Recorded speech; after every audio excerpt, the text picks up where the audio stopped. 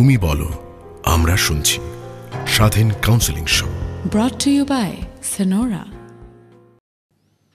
Hello everyone, সবাইকে welcome করছি radio স্বাধীন 92.4 FM এর বিশেষ আয়োজন তুমি বলো আমরা শুনছি। হ্যাঁ, মানসিক স্বাস্থ্য বিষয়ক এই আয়োজনের ঈদ স্পেশাল পর্বে। অ্যান্ড অফকোর্স ঈদের রাতে সবাইকে ঈদ মোবারক। সোহানা আছি আপনার সাথে, এবং আজ ঈদের রাতে আমার সঙ্গে সঙ্গী হিসেবে, অতিথি হিসেবে যুক্ত রয়েছেন মঞ্জিয়া মুস্তাক আপা। ওয়েলকাম আপু। ওয়েলকাম, ঈদ মোবারক। ঈদ মোবারক। যারা আমাদের সাথে আছেন কানেক্টেড সবাইকে ঈদ মোবারক জানাচ্ছি। এবং এটা আমার জন্য আসলে খুবই স্পেশাল একটা ডে, কারণ রেডিও স্বাধীনে ঈদের আগে প্রোগ্রাম করেছি বা ঈদের পরবর্তীতে, but this is the first time যে ঈদের দিন প্রোগ্রাম করছি। I am very excited. And আমিও খুব এক্সাইটেড যে ঈদের সারাদিন অনেক ব্যস্ততা থাকে, এই সমস্ত ব্যস্ততা সামলে ঈদের রাতে আপনি আমার সঙ্গে জয়েন করতে রাজি হয়ে গেছেন। অবভিয়াসলি, কারণ এটা রেডিও স্বাধীন এবং আমাদের যারা শ্রোতা আছেন তাদের ভালোবাসা এবং তাদের প্রতি আমাদের ভালোবাসার এই যে আদান প্রদান, এটাকে কখনোই মিস করা যাবে না। রাইট, যারা যারা শুনছেন এবং দেখছেন আমাদেরকে রেডিও স্বাধীনের ফেসবুক পেজ বা ইউটিউব চ্যানেল থেকে লাইভে, সকলকে জানাই ঈদ মোবারক, ঈদের অনেক অনেক শুভেচ্ছা।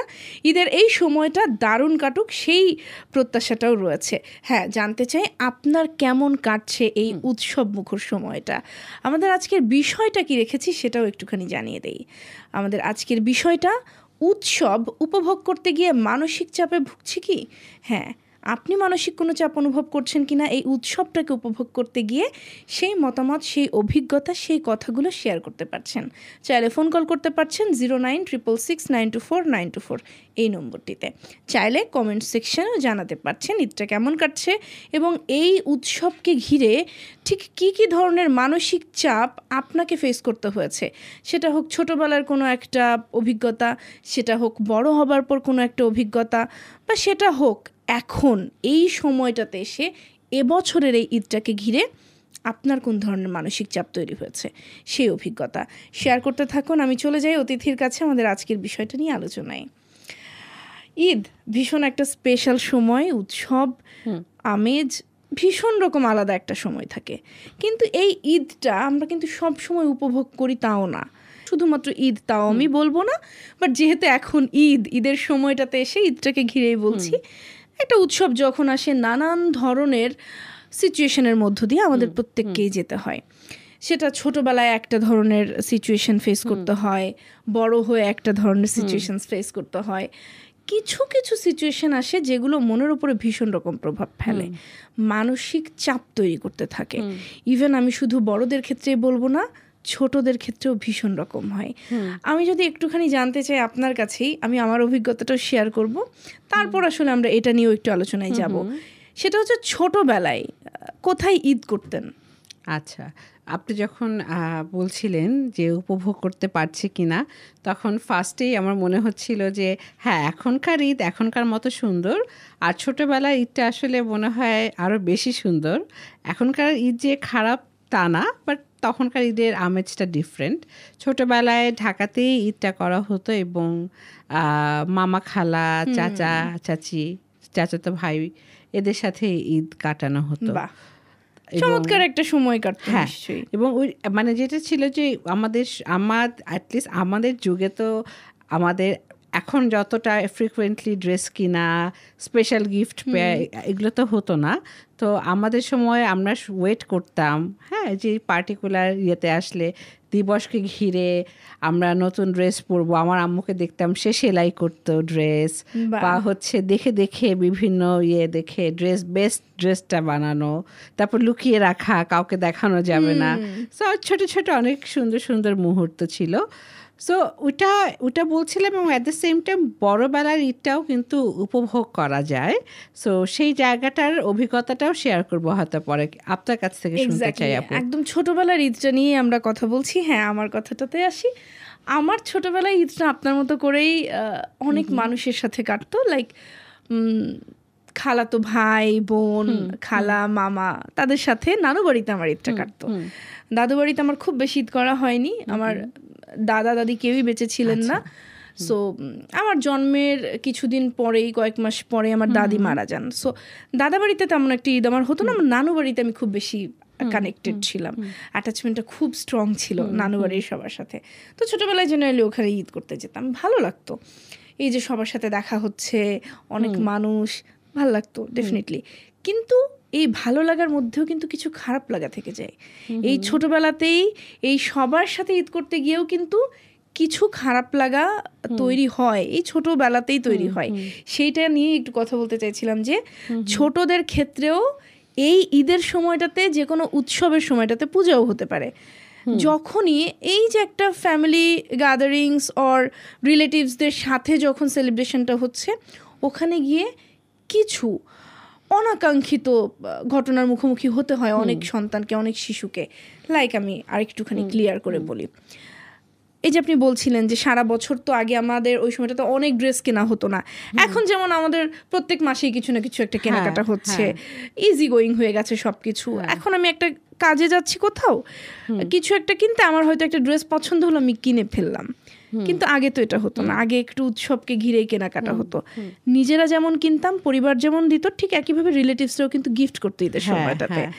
মামারা কাউন্ট করতাম, অনেকগুলো পেতাম। আমি কার কটা ড্রেস হলো, ভাগ্নে ছিলাম তো, তো থাকে না যে আমার কাজিন ছেলে কাজিনরা, তারা সবার শার্ট টার্ট একসাথ করে গুনে সবারটা মিলিয়ে বলতে, দেখ তোর কাছাকাছি, তোর সমান সমান এসছে। আমি তোমরা এতগুলো, আমি একজন। বেশ মজা হতো।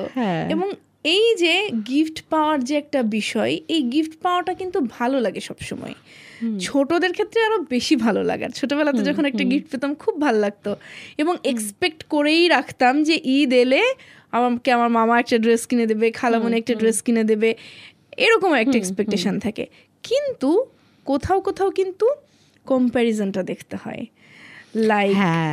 লাইক একই ধরনের দুটো ড্রেস, একটু আলাদা আলাদা কালার, হয়তো বা আমার পিঙ্ক কালারের ড্রেসটাই পছন্দ হয়েছে, কিন্তু আমাকে বলা হচ্ছে না তুমি বেজ কালারটা নাও, পিঙ্ক কালারটা তোমার স্কিন টোনের সাথে মানাবে না, এই জন্য তোমার জন্য এই কালারটা কিনিনি, তোমার জন্য এই কালারটা কেনা হয়েছে। তখন একটু মন খারাপ লাগে না যে আচ্ছা আমি দেখতে কালো, এই জন্যই আমার জন্য সুন্দর ড্রেসটা নেই, কারণ আমার চোখে তো ওটাই সুন্দর যে কালারটা আমার ভালো লেগেছে, ড্রেস তো একই, শুধু কালারটা আলাদা, কিন্তু আমার তো ভালো লাগছে না। তো এই সময় কিন্তু মনের মধ্যে ভীষণ একটা ঝড় ওঠে, মনে হয় যে আমাকে অবহেলা করছে, আমাকে খারাপ বলছে, আমাকে অপছন্দ করছে, খুব আনওয়ান্টেড একটা ফিল হয় কিন্তু এই ছোটবেলাতে। এই যে খারাপ লাগাটা, এবং যে মানুষটা হয়তো বা বলেছে, সে খালামণি হতে পারে, মামি হতে পারে, মামা হতে পারে, যে কেউ হতে পারে, যেই বলুক না কেন, ওই মানুষের প্রতিও কিন্তু একটা খারাপ লাগা তৈরি হয়ে যায়। অ্যাবসলিউটলি। এবং ছোটোবেলা থেকে আপু এই যে বডি শেমিংটা, আমরা হয়তো ভাবি যে ডিরেক্টলি কিছু একটা বলা, বা মানে মানে নেগেটিভ ওয়েতে সবসময় নেতিবাচকভাবে বলি, এমনটা কিন্তু না। অনেক সময় কিন্তু আমরা পজিটিভভাবে বলছি, কিন্তু কথাটা কিন্তু ওই মানুষটার জন্য আঘাত হিসেবে রয়ে গেল। হয়তো আমার কাছে মনে হচ্ছে আচ্ছা ঠিক আছে, ওর গায়ের রং শ্যামলা, ওকে একটু উজ্জ্বল কালার দিলে ভাল লাগবে, তো আমি বলছি তোমার গায়ের রং শ্যামলা, এবং শ্যামলাও কিন্তু বলি না, বলি ময়লা। এটা কিন্তু থাকে না যে গায়ের রং ময়লা, কথাটা কেমন লাগে, ময়লা শব্দটাই তো একটু নেতিবাচক না, একটু কেমন একটা শব্দ। তো যখন বলা হচ্ছে ময়লা, ময়লা মানে তোমরা আবর্জনা বুঝি, তোমার গায়ের রং একটু ময়লা, তুমি এই কালারগুলো পরো। তো একে তো নিজেকে আমাকে ময়লা বলা হচ্ছে, তার উপরে আবার কালার সিলেক্ট করে দেওয়া হচ্ছে। যে দিচ্ছেন তার ইন্টেনশনটা কিন্তু এমন হতে পারে যে তোমাকে ভালো লাগবে ভেবে দিচ্ছি, কিন্তু এই যে বলছি কথাটাই কিন্তু সেই মানুষটা নিচ্ছে আমি গুড অ্যান্ড আমি দেখতে সুন্দর না, আই এম নট বিউটিফুল, বা এবং আমি বলাতে মনে পড়লো, আমি যখন কেবল পিউবার্টিতে হিট করি, মানে 12 বছর বয়স হয়, মেনস্ট্রুয়েশন হচ্ছে বডিতে, অ্যান্ড মেন্টালি চেঞ্জেস আসছে, অ্যান্ড অলসো আমার বাবার ফ্যামিলি শ্যামলা, সো সেখানে শ্যামলা গরমটা পেয়েছি। সো আমার কাজিন আছে, ও হচ্ছে আমার থেকে ছোটো, বাট ও খুব ফর্সা, মাশাআল্লাহ, প্রীতি অ্যান্ড এভরিথিং।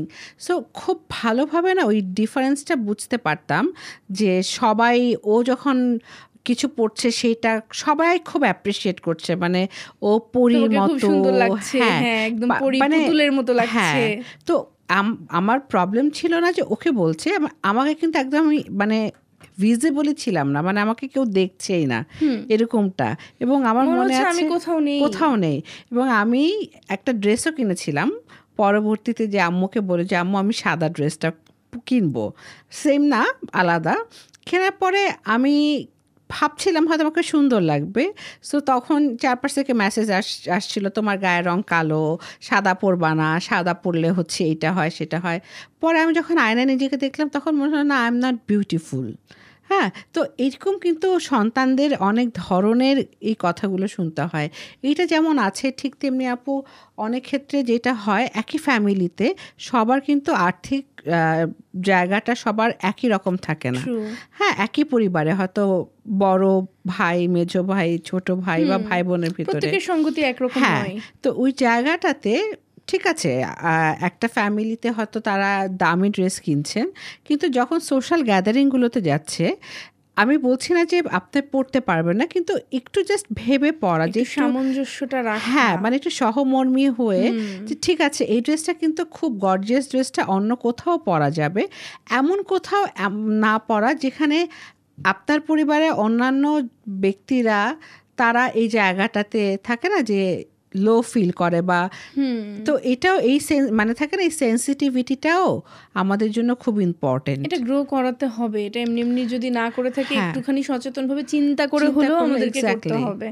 যে আমার আপনার হতেই পারে অনেক দামি শাড়ি আছে এবং অনেক জায়গা আছে পরার সেই শাড়িটা বা সেই পাঞ্জাবিটা, বাট যে যখন আপনি পরিবারের একটা প্রোগ্রামে যাচ্ছেন যেখানে মিক্সড গ্রুপের সাথে আপনি মিশছেন, সেখানকার সিচুয়েশন বুঝে। আদারওয়াইজ ছোট বাচ্চাগুলার কিন্তু যে আনকনশিয়াসলি কম্প্যারিজন চলে আসে, যে আমরা হয়তো অসচ্ছল, বা এবং বাবা মারাও অনেক গিল্টি ফিল করেন যে আমার সন্তানকে তো আমি এইভাবে দিতে পারলাম না, আমার বড় ভাই যেভাবে দিল আমার সন্তানদেরকে কাপড় চোপড় আমি তো এভাবে দিতে পারলাম না।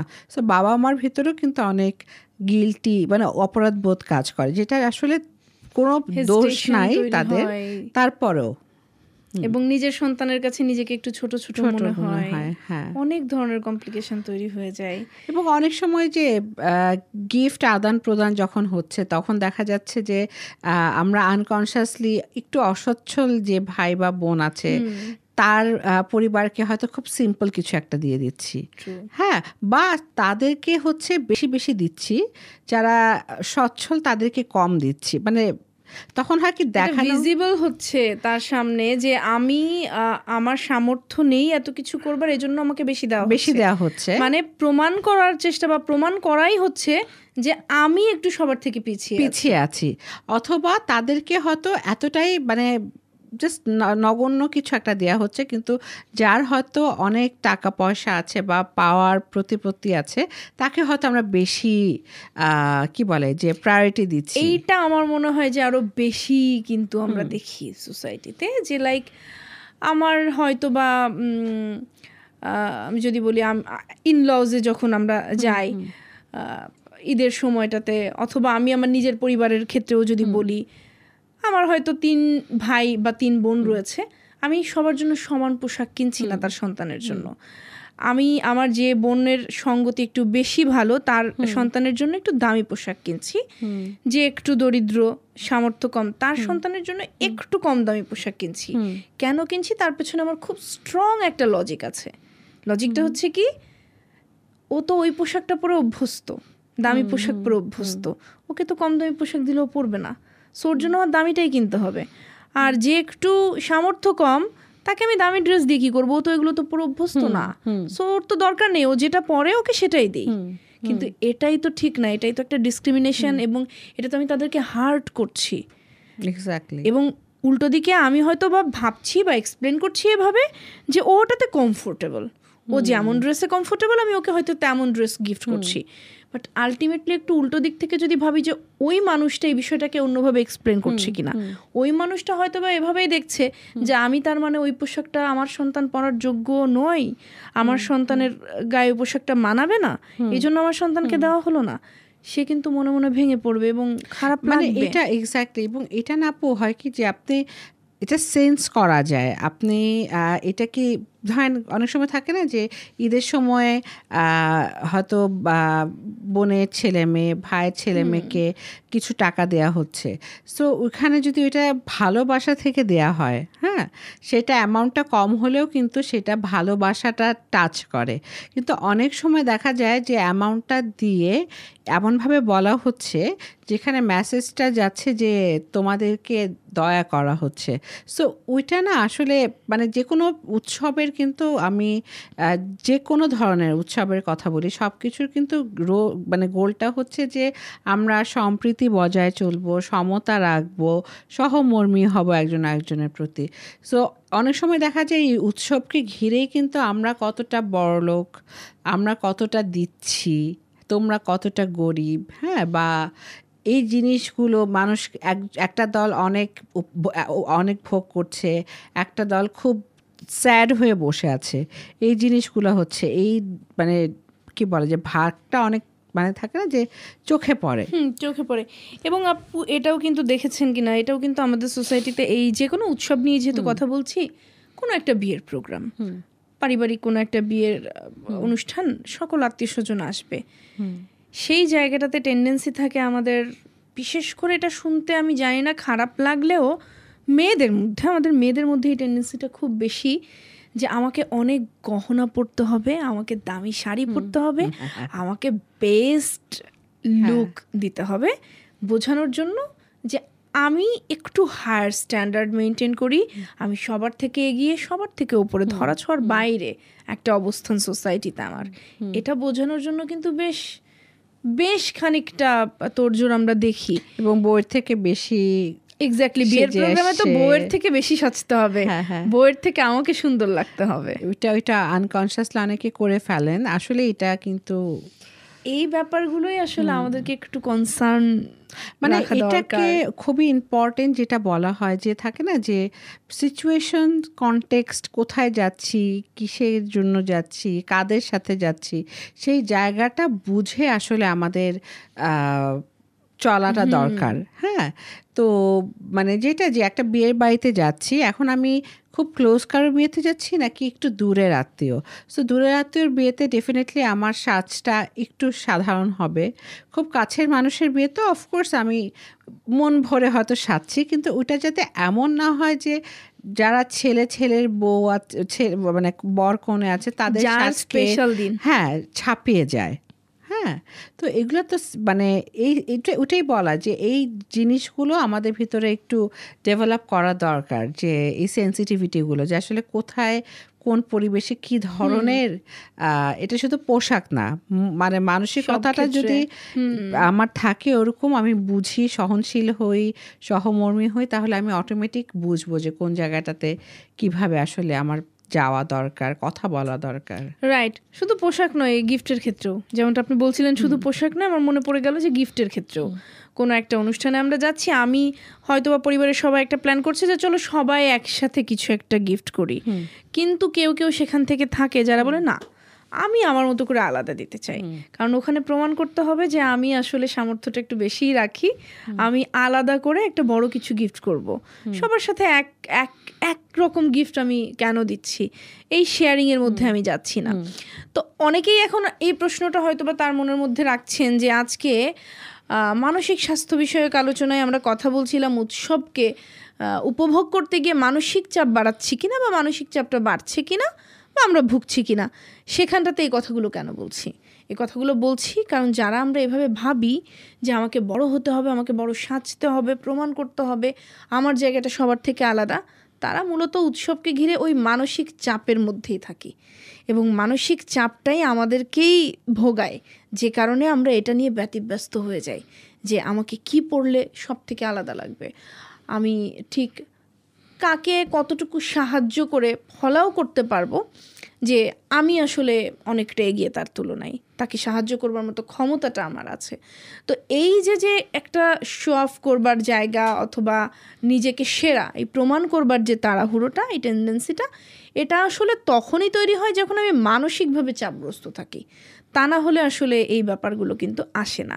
যখনই আমি এটা ভাবতে শুরু করবো আমার মধ্যে চাপটা অটোমেটিক্যালি বাড়তে থাকবে। এই কারণে আজকে আমরা এগুলো নিয়ে কথা বলছি।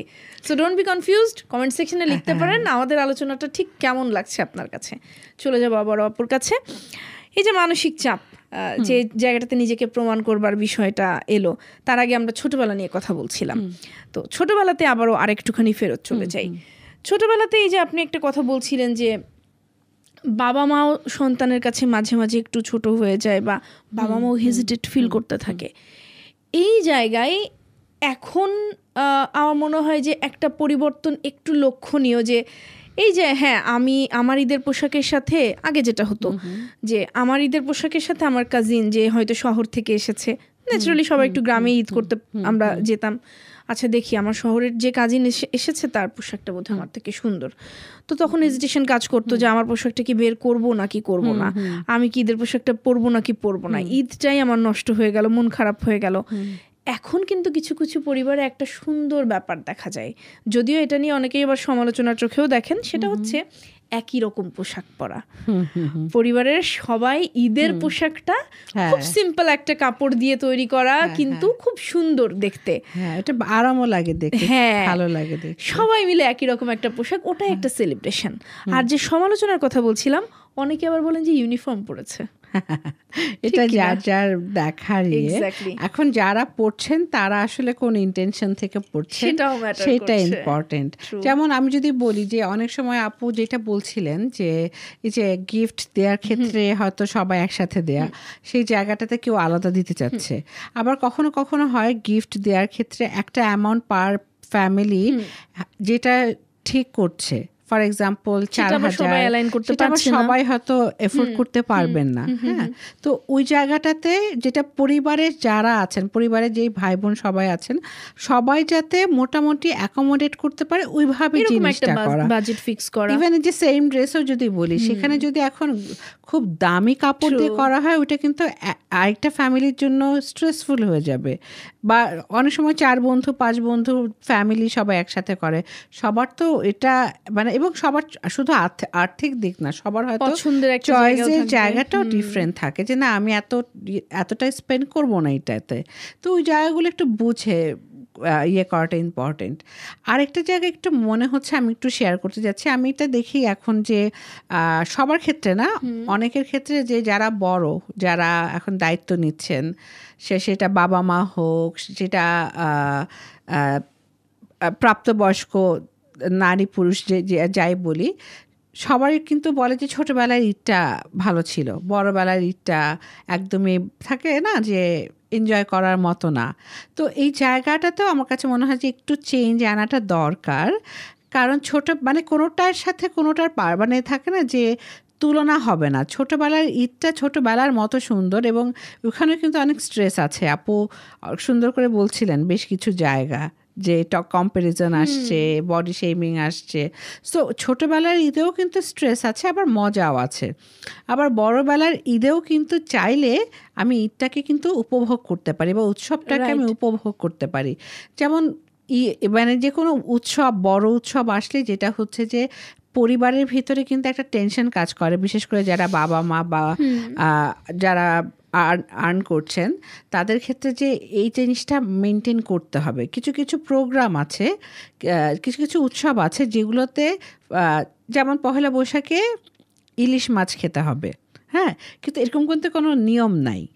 হ্যাঁ, যে পহেলা বৈশাখে পান্তা ইলিশ খেতেই হবে, ঠিক আছে, খেতে পারলে ভালো। কিন্তু কখনো কখনো হয়তো আমাদের দেশের পুরোপুরি আর্থিক পরিস্থিতিটা এমন হচ্ছে যে যেখানে ইলিশ মাছের দামই হয়তো অনেক আকাশচুম্বী, তো সেবার কিন্তু আমি না খেলেও পারি।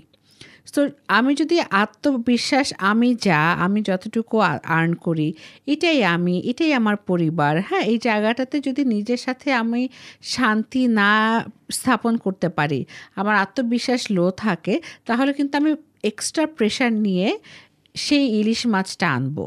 কারণ আমার কাছে তখন কিন্তু এটা রীতি নিয়ম, খেতে হয়, পান্তা ভাত দিয়ে ইলিশ মাছ খেতে হয়। সো আপনি যখন খেতে বসবেন তখন মনে হবে কি, ইস এত দাম, হ্যাঁ, বা পুরো মানে থাকে না যে আপনি এনজয় করতে পারবেন না জিনিসটাকে। কিছু না, আমি যদি একদম একটুখানি ফিগারেটিভলি বলি, একটা প্লটিং করে বলি, তখন মনে হবে কি আমি ইলিশ মাছ থেকে একটুখানি ছিঁড়ছি বা নিচ্ছি আর মনে করছি আচ্ছা এটুকুর দাম কত। প্রথমে আমি হিসাব করছি আচ্ছা এক পিস মাছের দাম কত পড়লো, তারপর আমি ভাবছি এই যে আমি একটুখানি নিলাম এই একটুকুর দাম কতটুকু পড়লো, তখন তো আমি মাছের স্বাদটা অনুভব করছি না, আমি দামটাকে ফিল করছি। হ্যাঁ, তো ওই প্রেশারটার ভিতরে না পড়া যে পহেলা বৈশাখ মানেই আমাকে সাদা শাড়ি কিনতে হবে, পাঞ্জাবির নতুন, হতেই পারে কোনো বছর হয়তো আমি পারছি, কোনো বছর পারছি না, কিন্তু এগুলোতে যদি অ্যাজ আ প্যারেন্ট আমরা ফ্লেক্সিবল থাকি তখন কিন্তু সন্তানও এই জায়গাটা আস্তে আস্তে শিখবে। যেমন গত বছরে আমার পহেলা বৈশাখে মনে হচ্ছে যে ইলিশ মাছটা এত টাকা দিয়ে জোর করে থাকে না যে কিনে নিজেকে অত্যাচার করার দরকার নাই, রাদার আমি আলু ভর্তা দিয়ে খাবো, বিভিন্ন রকমের ভর্তা করে খাওয়া যায়, সো সেটাতে আমি পান্তা ভাত খাবো, পান্তা ভাত তো অবভিয়াসলি করাই যায়। তো আমি এই জায়গাটাই বলবো যে ঈদকে কেন্দ্র করে মানে অনেক সময় দেখা যায় যে আমরা আমাদের সন্তানদেরকে অবশ্যই বেস্ট দিতে চাই, বাট বেস্টটা দিতে গিয়ে এমন যাতে না হয় যে আমাদের নিজেদের শারীরিক এবং মানসিক স্বাস্থ্যের অবনতি হচ্ছে, তাহলে দিন শেষে কিন্তু এই যে আমিও উপভোগ করতে পারছি না, আমার সন্তানরাও উপভোগ করতে পারছে না। আবার অনেক সময় এরকম হয় যে বাবা মারা ঈদের সময় হয়তো বা উৎসবকে ঘিরে, নট ঈদ, কোনো একটা স্পেসিফিক উৎসবকে ঘিরে হয়তো দিচ্ছে, আবার সন্তানদেরকে খোটাও দিচ্ছে যে তোমাদের পিছনে কত টাকা খরচ করতে হয়, এটা করতে হয়। তো এটাতে হয় কি সন্তানও ঈদটাকে আসলে উপভোগ করতে পারে না। তো ওই জায়গাটা থেকে ঈদ মানে যে কোনো উৎসবকে প্রেশার থেকে যদি আপনি নিজেকে মুক্ত করতে পারেন, সোসাইটির সাথে ফিট ইন করতে হবে, হ্যাঁ দ্যাটস ওয়াই আমি পারি বা না পারি এই ড্রেসটা কিনে দিতে হবে আমার ছেলে মেয়েকে, বা আমার ভাই বোনের সাথে আমার সমাজে ইয়ে করতে হবে, এই জায়গাগুলো থেকে যখন নিজেকে ছেড়ে দেওয়া যায় তখন দেখা যায় কি আপনি না উৎসবটাকে উপভোগ করবেন এবং আপনি দেখবেন আপনার নিজস্ব একটা স্টাইল আছে উৎসবকে উপভোগ করার, মেবি কিছুই না, নিজের মতো করে একটু টাইম স্পেন্ড করা, এটাই হয়তো আপনার উপভোগ। বাট মানে থাকে না যে আমরা অনেক সময় ভাবি যে আচ্ছা এই প্রোগ্রামে এইভাবে করতে হয়, সো এইভাবে করব, কিন্তু অনেক সময় দেখা যায় যে এইভাবে আমার হচ্ছে না এই বছরটাতে, সো ওই জায়গাটাতে প্রেশার না দেয়া।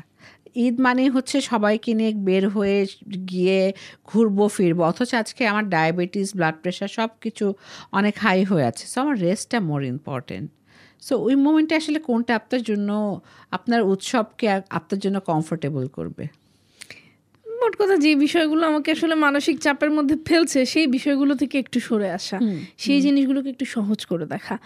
অ্যান্ড ইন আ ওয়ার্ড যদি বলি, আপনি যেটা বলছেন অনেস্টি, আমি নিজের জায়গায় নিজে অনেস্ট থাকবো, যেটা আমি ওটাই আমি চেষ্টা করব, যেটা আমি না, যেটা আমার দ্বারা হবে না, যেটা আমার জন্য নট অ্যাফোর্ডেবল, সেই জায়গাটাতে আমি যেন না যাই, তাহলে কিন্তু অনেকটাই চাপমুক্ত থাকা যায় এই উৎসবের সময়গুলো। হ্যাঁ মানে ঠিক আছে ফাইন, আমি একটা ঈদে আমি এইভাবে ড্রেস নিলাম না অতবার, এবং ঈদ মানে যে ড্রেস সেটাও কিন্তু না, ঈদ মানে হচ্ছে যে আমরা সবাই একটু রিল্যাক্সিং টাইম কাটাবো, কাছের মানুষদের সাথে ঘুরবো, কথা বলবো, একজন একজনের বাসায় আসবে, সবাই সবার সঙ্গে দেখা করবো, একটা হৃদ্যতা এবং একটা ছুটি কাটানো। এক্স্যাক্টলি। কিন্তু যেটা হচ্ছে যে না, আমার যেটা হয় যে অনেক মেয়েদের ক্ষেত্রে যদি বলি, প্রথম মানে অত্যাচারটাই হয় হচ্ছে, আমি বলবো অত্যাচারই বলবো, যে বাবার বাসায় ঈদ করবো না শ্বশুর বাড়িতে ঈদ করবো। এবং এটা কিন্তু অনেক নারী এবং পুরুষরাও বলবেন, আমি আমার বাসাতেই আমি চারপাশে অনেক সময় ফাইট শুনি, ক্লায়েন্টরাও বলেন, আমার বাসার চারপাশে আমি মাঝে মধ্যে শুনি যে মানে ঈদ মানে ওয়াইফ হয়তো মার বাসায় করতে চাচ্ছেন আর হাজব্যান্ড হয়তো বাবার মার সাথে করতে চাচ্ছেন, আবার কোথাও কোথাও ওয়াইফ হয়তো কারোর সাথেই করতে চাচ্ছেন না, হ্যাঁ দেখা করব বাট আমি আমার বাসায় চলে আসবো। ঈদটা একেবারে নিজের সংসারে নিজের ঈদটা নিজের মতো করে। হ্যাঁ, কারণ আমার কাছে না এটা খুব ভালো লাগে, যে আমি জানি না এক একজনের এক এক রকমই মতামত থাকবে, এক এক রকম পছন্দ থাকবে, কিন্তু আমার কাছে যারা এটা বলেন, আমার না খুব ভালো লাগে তাদের এই থট, এইভাবে চিন্তা করাটা যে হ্যাঁ আপনি দেখুন ঈদের সময়টাতে আমরা ভালো লাগে সবার সাথে দেখা করতে, ঈদে একটা ছুটি থাকে, ছুটিটা একা একা না কাটিয়ে অনেকেই চিন্তা করে, এটাও খুব ভালো চিন্তা করে যে সারা বছর তো আমি আমার বাসাতেই আছি, তো ঈদের সময়টা অন্তত আমি অন্যদের সাথে কাটাই, একটা ভিন্ন পরিবেশে কাটাই, ভালো লাগবে। কিন্তু মেয়েদের ক্ষেত্রে যেই ব্যাপারটা ঘটে, আমি মেয়েদের কথাই আলাদা করে বলবো, শ্বশুরবাড়িতে ঈদ করতে গেলে যেটা হয় অনেক দায়িত্ব নিতে হয়, দায়িত্ব থাকে, কিন্তু জাজমেন্টও থাকে। হ্যাঁ, কিন্তু সেই দায়িত্ব পালনের প্রত্যেকটা পরতেই তাকে ভাবতে হয়, চিন্তার মধ্য দিয়ে যেতে হয়, সেখানে এক পা এগোতে গেলেও চিন্তা করতে হয়, এক পা পিছোতে গেলেও চিন্তা করতে হয়, কোনো একটা ডিসিশন নিতে গেলেও ভাবতে হয় যে এই ডিসিশনটা নেওয়ার রাইটটা আসলেই তার আছে কিনা, কারণ সে তো আসলে অতিথি, সে তো বেড়াতে এসেছে, ঈদ করতে এসেছে, সো ওটা তো তার সংসার নয়। তো এরকম একটা ব্যাপার কিন্তু অনেক পরিবারে থাকে না, কিন্তু অধিকাংশ পরিবারে মেয়েদেরকে এটা ফিল করতে হয়। মায়ের বা বাবার বাড়িতে গিয়ে মেয়েরা যখন ঈদ করছে সেখানেও কিন্তু সে অতিথি, সেখানেও কিন্তু সে অতিথির মতো করেই যাচ্ছে, একটু সময় কাটাচ্ছে, ভালো লাগছে, একটু আরামায়েশ করছে। শ্বশুর বাড়িতে যেমন দায়িত্ব পালন করতে হয়, বাবার বাড়িতে মেয়েরা একটু রিল্যাক্স থাকতে পারে, কিন্তু নিজের বাড়িতে যে আয়োজনটা সে করতে পারে, কিচ্ছু না, খুব সাদামাটা হয়তো বা আয়োজন, কিন্তু মনে হয় যে আমার সংসারে আমার ঘরে ঈদের উৎসব চলছে, এই ব্যাপারটা কিন্তু খুব আলাদা। আমার কাছে এই ব্যাপারটা খুব ভালো লাগে, এবং এই জায়গাটা আস্তে আস্তে আমাদের থাকে না যে এই জায়গাটাতে চেঞ্জ আনাটা খুব জরুরি। অনেক কিছুই আছে যেটা একটা সময়ে ছিল, এবং কিছু নিয়ম, কিছু কি বলে উৎসবকে ঘিরে কিছু আচার অনুষ্ঠান হতো, যেটা হচ্ছে ওই সময়টাতে মানে সময় উপযোগী ছিল। কিছু কিছু জিনিস কিন্তু পুরানো হয়ে যায়, যে কোনো কিছুই, তখন নতুন নিয়ম, নতুনভাবে ভাবনা, এই জিনিসগুলোর প্রয়োজন হয়। এখনকার যুগে যদি আমি বলি, এখন কিন্তু বেশিরভাগ ক্ষেত্রেই নিউক্লিয়ার ফ্যামিলি, একক ফ্যামিলি, যৌথ ফ্যামিলি কিন্তু বিশেষ করে এখন কিন্তু শুধু ঢাকা না, ঢাকার বাইরেও যৌথ ফ্যামিলি কিন্তু খুব কম দেখা যায়। দু ধরনের পরিবারেরই কিন্তু ভালো মন্দ দিক দুটোই ফেস করতে হয়। তো এখন যেটা হচ্ছে যে যেহেতু মেজরিটির ক্ষেত্রে একক ফ্যামিলি দেখা যাচ্ছে, সো সেই জায়গাটাতে এখন ভাবনার জায়গাটাতেও একটু ডিফারেন্স আনা দরকার, সেটা বাবা মার দিক থেকেও এবং হাজব্যান্ড ওয়াইফ বা সন্তানদের দিক থেকেও। সো এখন কথা আসতে পারে যে ঈদের ছুটিতে কি আমি বাবা মার সাথে দেখা করব না? অফকোর্স করব। সেখানে একটা ব্যালেন্স থাকা, সেখানে মেয়ের বাসাতেও যেমন যাব, ছেলের বাসাতেও গেলাম, আমরা অতিথির মতো করে ঘুরতে যেতেই পারি, সকলের সঙ্গে দেখা করতেই পারি, এবং সমানভাবে।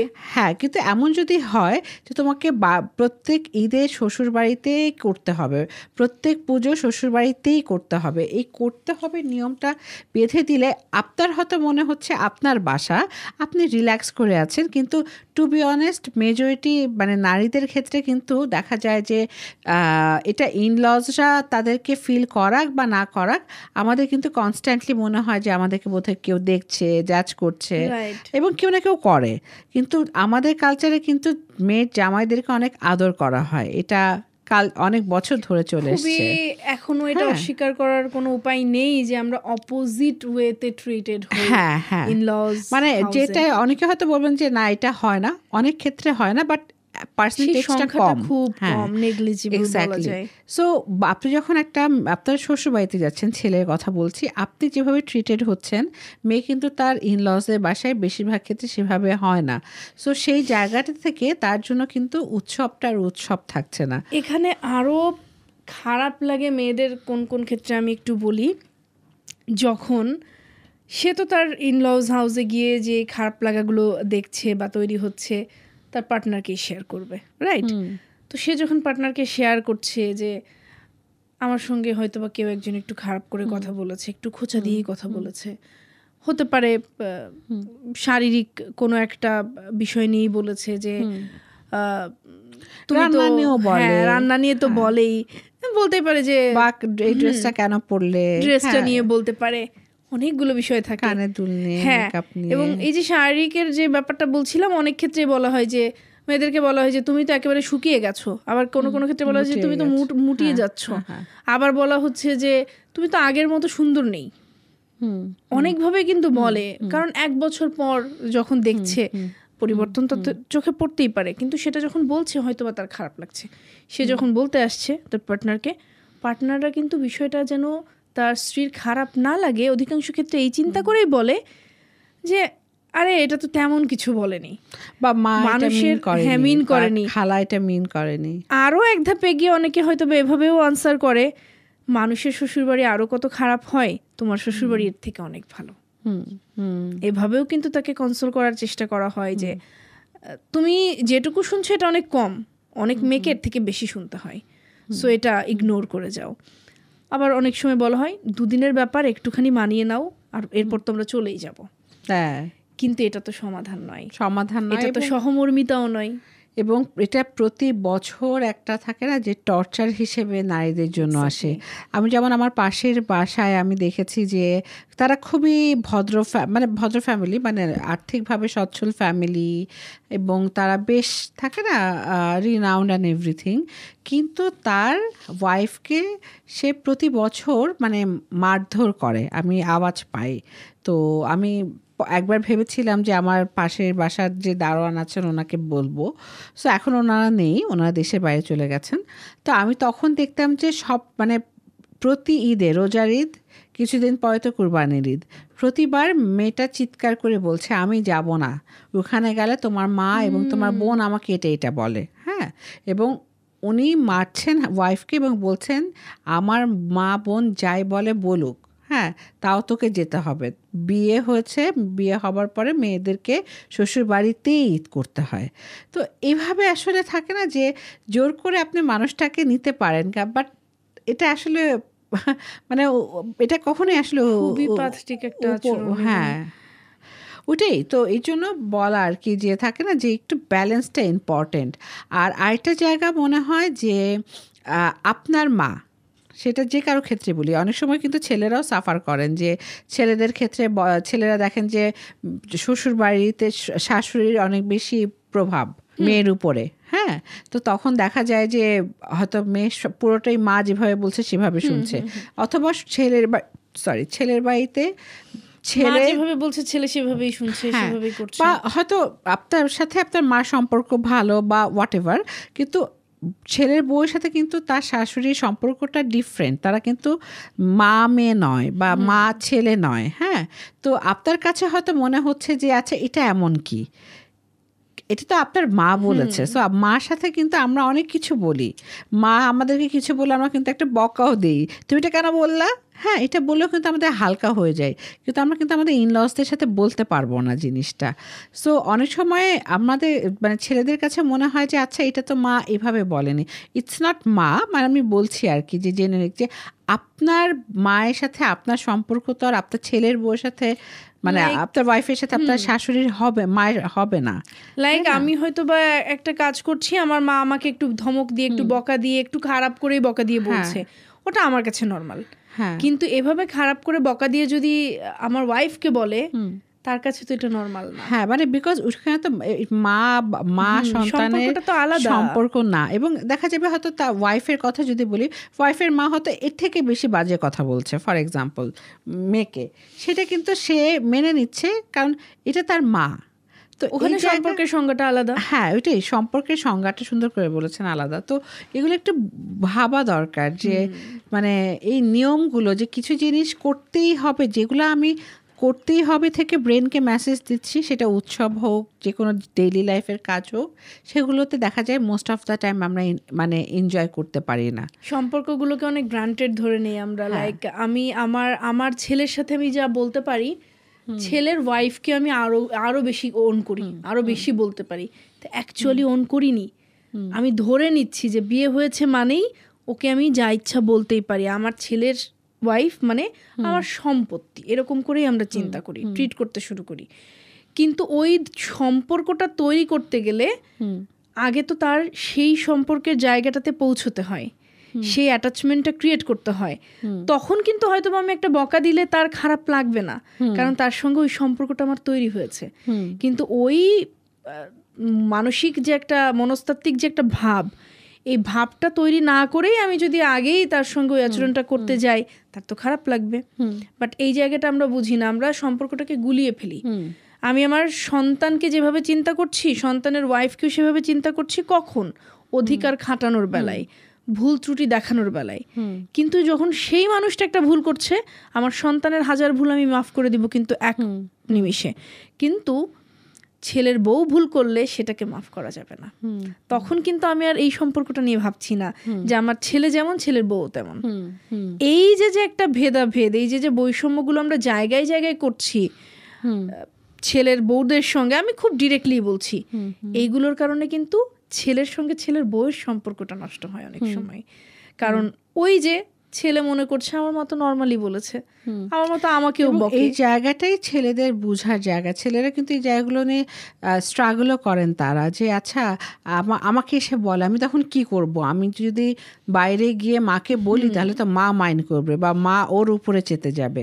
তো বিষয়টা হচ্ছে তোমাকে কিছু করতে হবে না, মানে আপনাকে কিছু করতে হবে না, কিন্তু আপনার ওয়াইফের এবং আপনার মা এই কথাটা বলেছে মানে আপনার মা যে মানুষ হিসেবে খারাপ সেটা না, একদম না। হ্যাঁ, বাট আপনার মা যে কথাটা বলেছে সেই কথাটা আপনার ওয়াইফ কষ্ট পেয়েছে। এই যে আপনার ওয়াইফ যে কষ্ট পেয়েছে, এই কষ্টটাকে অ্যাকনলেজ করা যে হ্যাঁ, মানে আসলেই তো এভাবে একটু নিজেকে সেই জায়গায় রেখে ভাবা যে এই কথাটা যদি আমাকে আমার শাশুড়ি বলে তাহলে আমার কেমন লাগবে।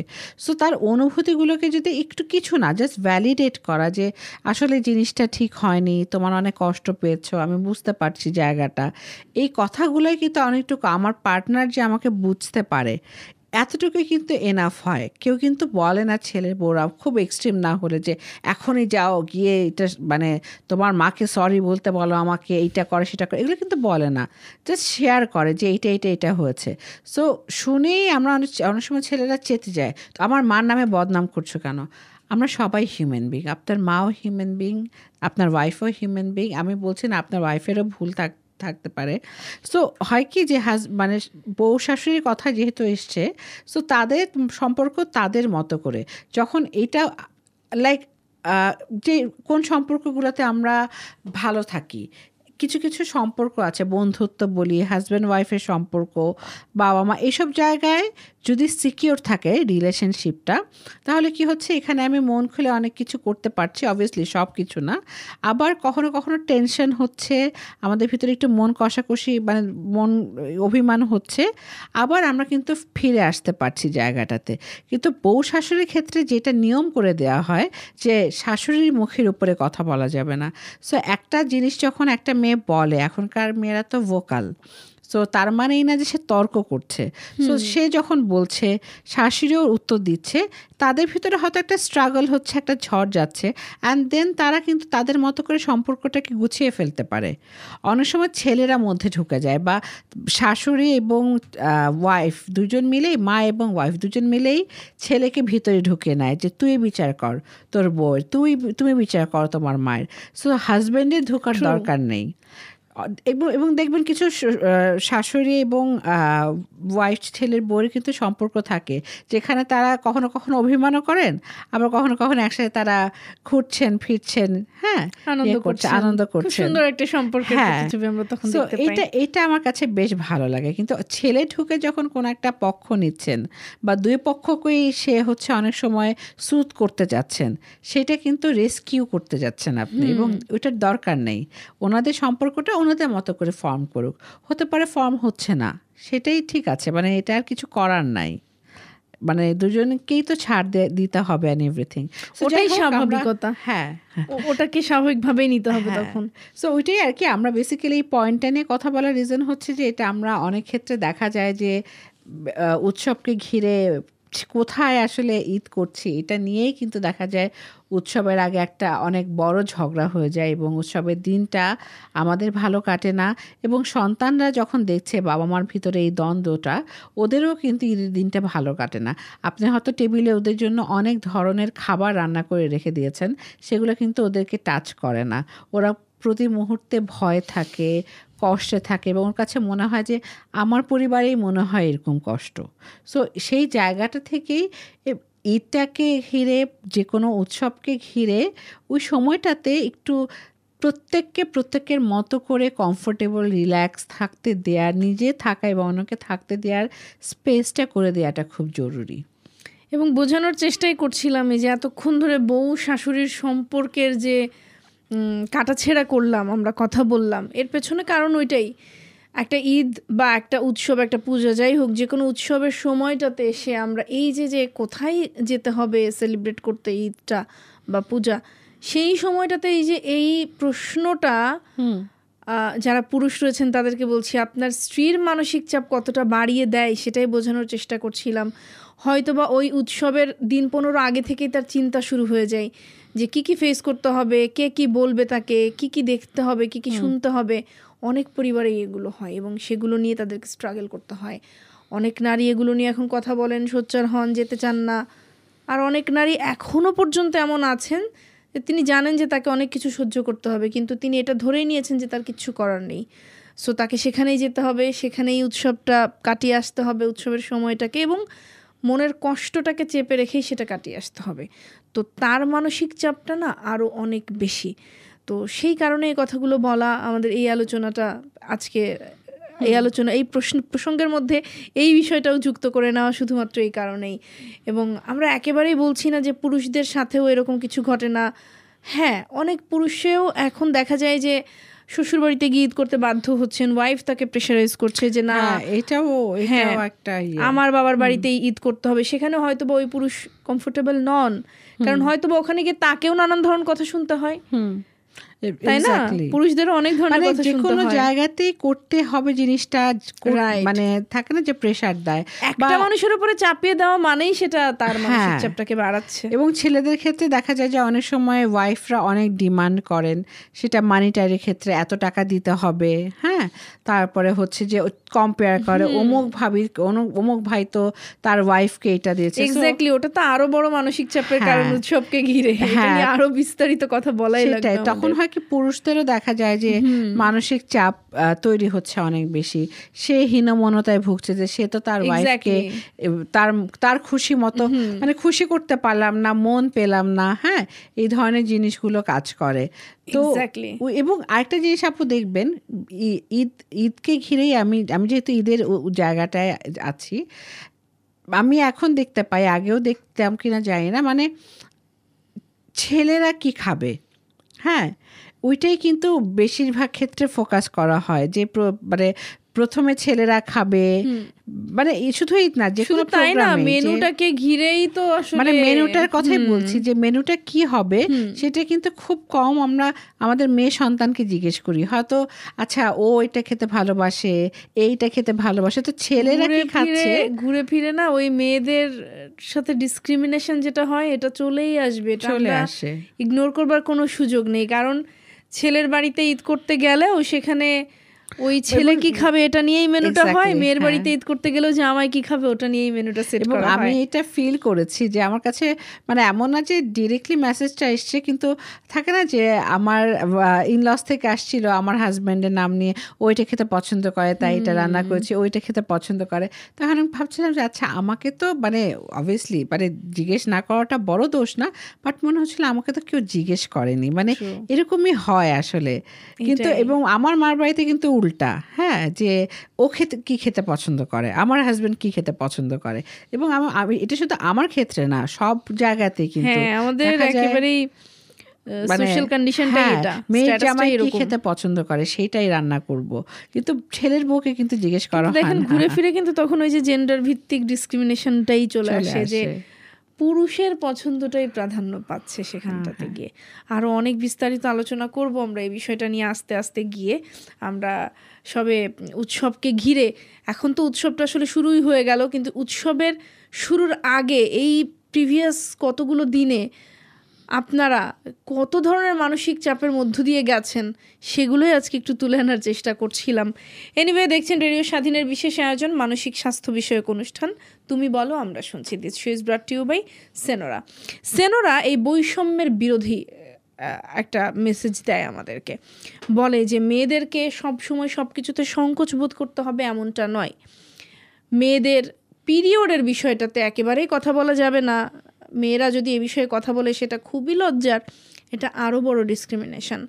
মেয়েদেরকে ওই অধিকারটা দিতে হবে, ওই অধিকারটা মেয়েদের আছে কথা বলবার জায়গায়। সো এই পিরিয়ড বিষয়টাকে সহজভাবে নিতে হবে, এবং পিরিয়ডকালীন বিষয়ে আপনার যা কিছু জানবার রয়েছে সেটা জানার চেষ্টা করতে হবে। পিরিয়ডকালীন সময়ে আপনার যা প্রয়োজনীয় দ্রব্য রয়েছে, যেমন স্যানিটারি ন্যাপকিন, সেটা আপনি স্বাচ্ছন্দ্যেই কিনতে পারেন যে কোনো সুপার শপ থেকে বা ফার্মেসি থেকে। এখানে লজ্জার কিছু নেই, সংকোচের কিছু নেই। এই সংকোচ বোধটাকে ভাঙতেই বলছে সেনোরা। সাহায্য পেতে পারেন সেনোরার টোল ফ্রি নম্বর শেয়ার করছি 08000888800। সেনোরা আমাদেরকে বলে আত্মবিশ্বাসী হতে, সংকোচ বোধ ভুলে যেতে। আমরা আমাদের আজকের বিষয়ে কথা বলছি উৎসব নিয়ে, এবং এই উৎসবটা উদযাপন করতে গিয়ে আমরা মানসিক চাপে ভুগছি কিনা সেটা নিয়ে কথা বলছি। আরও অনেক কথা জমে আছে, বলবো, আপনার কাছ থেকে অনেক কিছু জানবো। তবে তার আগে আমরা ছোট্ট একটা বিরতি নিচ্ছি, সাথেই থাকুন। তুমি বলো, আমরা শুনছি। স্বাধীন counselling show. Brought to you by Sonora.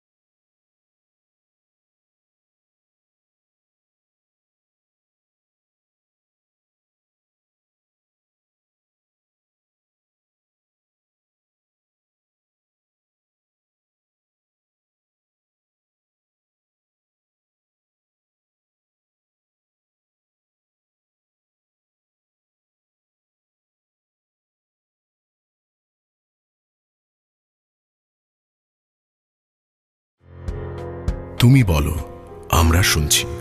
স্বাধীন counselling show. Brought to you by Sonora.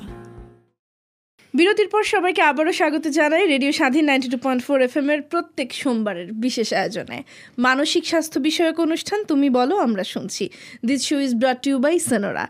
Eid শুরু হয়ে গেছে এবং এই ঈদের সময়টাতে একটা ভীষণ উৎসব ভাব থাকে চারিদিকে, কিন্তু সেই উৎসবটা আনন্দের সব সময় হয় না। কিছু কিছু সময় সেটা মানসিক চাপের কারণ হয়ে দাঁড়ায়।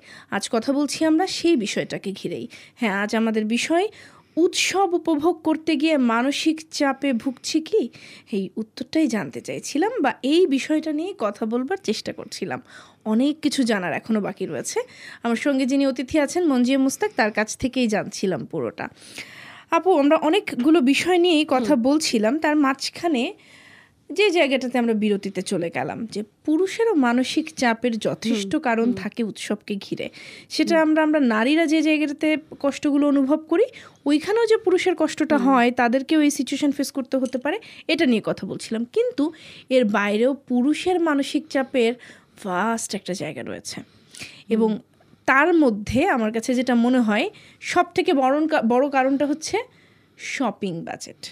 তার পরিবারের সকলের পছন্দ অনুযায়ী শপিংটা করে দেওয়া ঈদের সময় বিশেষ করে, বা পূজার সময়, এই উৎসবের সময়গুলোতে, এটা কিন্তু একজন পুরুষের জন্য অনেক বড় একটা চাপের কারণ। এবং এই চাপের কারণটা কিন্তু আবার ঘুরে ফিরে অনেক সময় আমরা নারীরাই হয়ে যাই। আমাদের যে একটা এক্সপেকটেশন রয়েছে সেটা যখন আমরা বোঝাই, কম্পেয়ার করতে শুরু করি। আপনি একটা সুন্দর উদাহরণ দিচ্ছিলেন, ওই ভাবির থেকে আমার শপিংটা ভালো হতে হবে, আমার সুন্দর একটা শাড়ি কিনতে হবে। সে যদি একটা গয়না কিনতে আমাকে ঈদে আমার আইফোন লাগবে, অনেকের আবার আরো খানিকটা আছে যে ঈদে আমার বাসার ফার্নিচার সব নতুন হতে হবে, তাই না? অনেক রকম কিছু থাকে, এবং সামর্থ্য যত জারি থাকুক না কেন, প্রত্যেকে একটা ঘাটতি অনুভব করেনি এই মানসিক চাপের মধ্য দিয়ে তখন তাদেরকে যেতে হয়। তো পুরুষের জন্যও তো আসলে আমাদের সমব্যথী হওয়া উচিত। আমরা নারীরা যে সিচুয়েশনগুলো ফেস করে সেটা নিয়ে আমরা পুরুষদেরকে বলছিলাম যে এগুলো নিয়েও ভাবা দরকার। তো এখানে পুরুষের এই মানসিক চাপটা কমানোর জন্য আপনি কি বলতে চান? যেমন পুরুষের ক্ষেত্রে যেটা হচ্ছে, যেটা আপু বললেন যে শপিং থেকে শুরু করে ওভারঅল পরিবারের সবাই মিলে একটু বসে একটু আমরা ভাবতে পারি কি না, যদিও আমাদের কালচারে হয়তো আমি যে কথাগুলো বলছি মনে হবে একটু বেশি আধুনিক, এগুলা কি হয় কি না, বাট একটু বসে ভাবা যে ঈদটা মানে কি আমাদের কাছে। ঈদের মানে কিন্তু এটা না, ঈদের ধর্মীয় দৃষ্টিকোণ থেকেও যদি দেখি, শপিং করা না। হ্যাঁ, অবভিয়াসলি শপিং আমরা এখন একটা পার্ট বানিয়েছি, একটা আনন্দের পার্ট হিসেবে। এখন আনন্দ বলতে আমাদের কাছে কি, সেইটার একটা নিজস্ব একটু চিন্তা করাটা দরকার। অর্থাৎ আমরা আনন্দ করবার জন্য যেই জিনিসটাকে একটা অপশন হিসেবে নিচ্ছি, সেই অপশনটার কারণে আবার আমার আনন্দটাই মাটি হয়ে যাচ্ছে। ওইটার কারণে ওইটা নিয়ে যদি ঝগড়া হয়, প্রবলেম হয়, তাহলে এটা তো আসলে ঈদে কোনো ভ্যালুই অ্যাড করবে না। তো ওই জায়গাটাতে আমাদের এখন যেটা হচ্ছে যে কিছু আনকনসিয়াসলি আমাদেরকে শো অফ করি ফেসবুক, সোশ্যাল মিডিয়াগুলোতে। হ্যাঁ, কার কত ভালো শাড়ি হলো, কার কত ভালো ড্রেস আপ হলো। তো এই জিনিসগুলো না আসলে ছেলেদের জন্য, যেহেতু ব্রেড আর্নার হিসেবে কাজ করছে, তো তখন তাদের জন্য প্রেশার হয়ে যায়। এবং আমরা ছেলে মেয়েদেরকেও ওই মেসেজটা দেই যে ঈদ মানেই হচ্ছে দামি দামি শপিং। এবং আপনি দেখেন, আপনি শপিং মলগুলোতে কিন্তু পাগলের মতো মানুষ শপিং করে। কেউ কেউ বলে যে রোজার আগে থেকে শপিং শুরু করেছি। অফকোর্স ইন্টেনশনটা যদি এমন হয় যে আমি আমার চারপাশে আত্মীয় স্বজনদেরকে দিতে চাচ্ছি, সেটা হতে পারে, কিন্তু আমার সাধ্য এবং সাধ্যের মধ্যে থেকে। কিন্তু অনেকের যেমন দামি দামি জিনিসপত্র কিনছেন, প্রতিদিন যাচ্ছেন অবসেসিভ হয়ে। আসলে ঈদের এই শপিংটা বা যে কোনো এই যে এরকম শপিংগুলো যে করছি, আসলে আমি হয়তো কোথাও একটা পিস খুঁজছি, মনে হচ্ছে এই ড্রেসটা পরলে আমাকে ভালো লাগবে, আমার মনটা ভালো থাকবে, বা এই জিনিসটা পেলে আমার ভালো লাগবে। সো এই কম্পিটিশনের ভিতরে আমি চলে যাচ্ছি, এবং কম্পিটিশনটার এবং হাজব্যান্ডরাও হয়তো এই কম্পিটিশনটার ভিতরে পড়ে যাচ্ছেন যে না, আমাকে অ্যাজ আ হাজব্যান্ড প্রুফ করতে গেলে এগুলো করতে হবে। হাজব্যান্ড ভালো, এটার প্যারামিটার হচ্ছে যে সে তার ওয়াইফকে অনেক দামি দামি জিনিসপত্র দেয়, ছেলে মেয়েদেরকে অনেক দামি দামি জিনিসপত্র দেয়। তো এই জায়গাগুলোতে কিন্তু আমার কাছে মনে হয় যে চিন্তা জায়গাটাতে সবারই একটু চেঞ্জ আনা দরকার। এবং বাবা মা যখন এই জায়গাটাতে যে উৎসব মানে আনন্দ, কিভাবে আসলে প্রত্যেকের আনন্দটাকে এনশিওর করা যায় সেইটাকে ফোকাস করবে, রাদার দেন গ্যাজেট কিনা, শপিং বাজেটের খেয়াল করা, এটা তখন আসলে উৎসবটা উপভোগ করার মতো হবে। এখন দেখেন প্রচুর মানুষ শপিং মলে, প্রচুর ট্রাফিক জ্যাম। তো আমি ভাবি মাঝে মধ্যে আসলে কতক্ষণ লাগে, মানে কাছের মানুষদের জন্য ম্যাক্সিমাম 2 দিন, মানে আমার 2 দিন লাগে থেকে সবার লাগবে সেটা না, বাট প্রত্যেক দিন কেন যাওয়া লাগবে, এত কেন শপিং করতে হবে? হ্যাঁ, একটু ভেবে দেখা আর কি জায়গাটা। এবং ছেলেদের একটা হয়তো খুবই সিলি জিনিস দিয়ে স্টার্ট করছি, সেটা হচ্ছে যে ওয়াইফের সাথে ম্যাচিং ড্রেস, পাঞ্জাবি কিনতে হয় বা শার্ট কিনতে হয়। সো এটা না হয়তো অ্যাপারেন্টলি দেখলে আমাদের কাছে মনে হবে যে ঠিক আছে, সুইট লাগছে, আচ্ছা ওয়াইফ যেভাবে বলছে তার মতো করে বানাচ্ছে।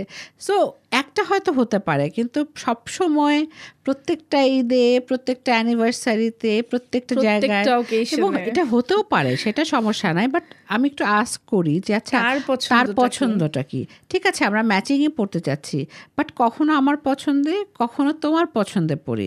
এখন হয়তো আমার পছন্দ হতে পারে সাদা, আমি সাদাই পছন্দ করি, সো আমি চাচ্ছি আমার পার্টনারও সাদা পরবে।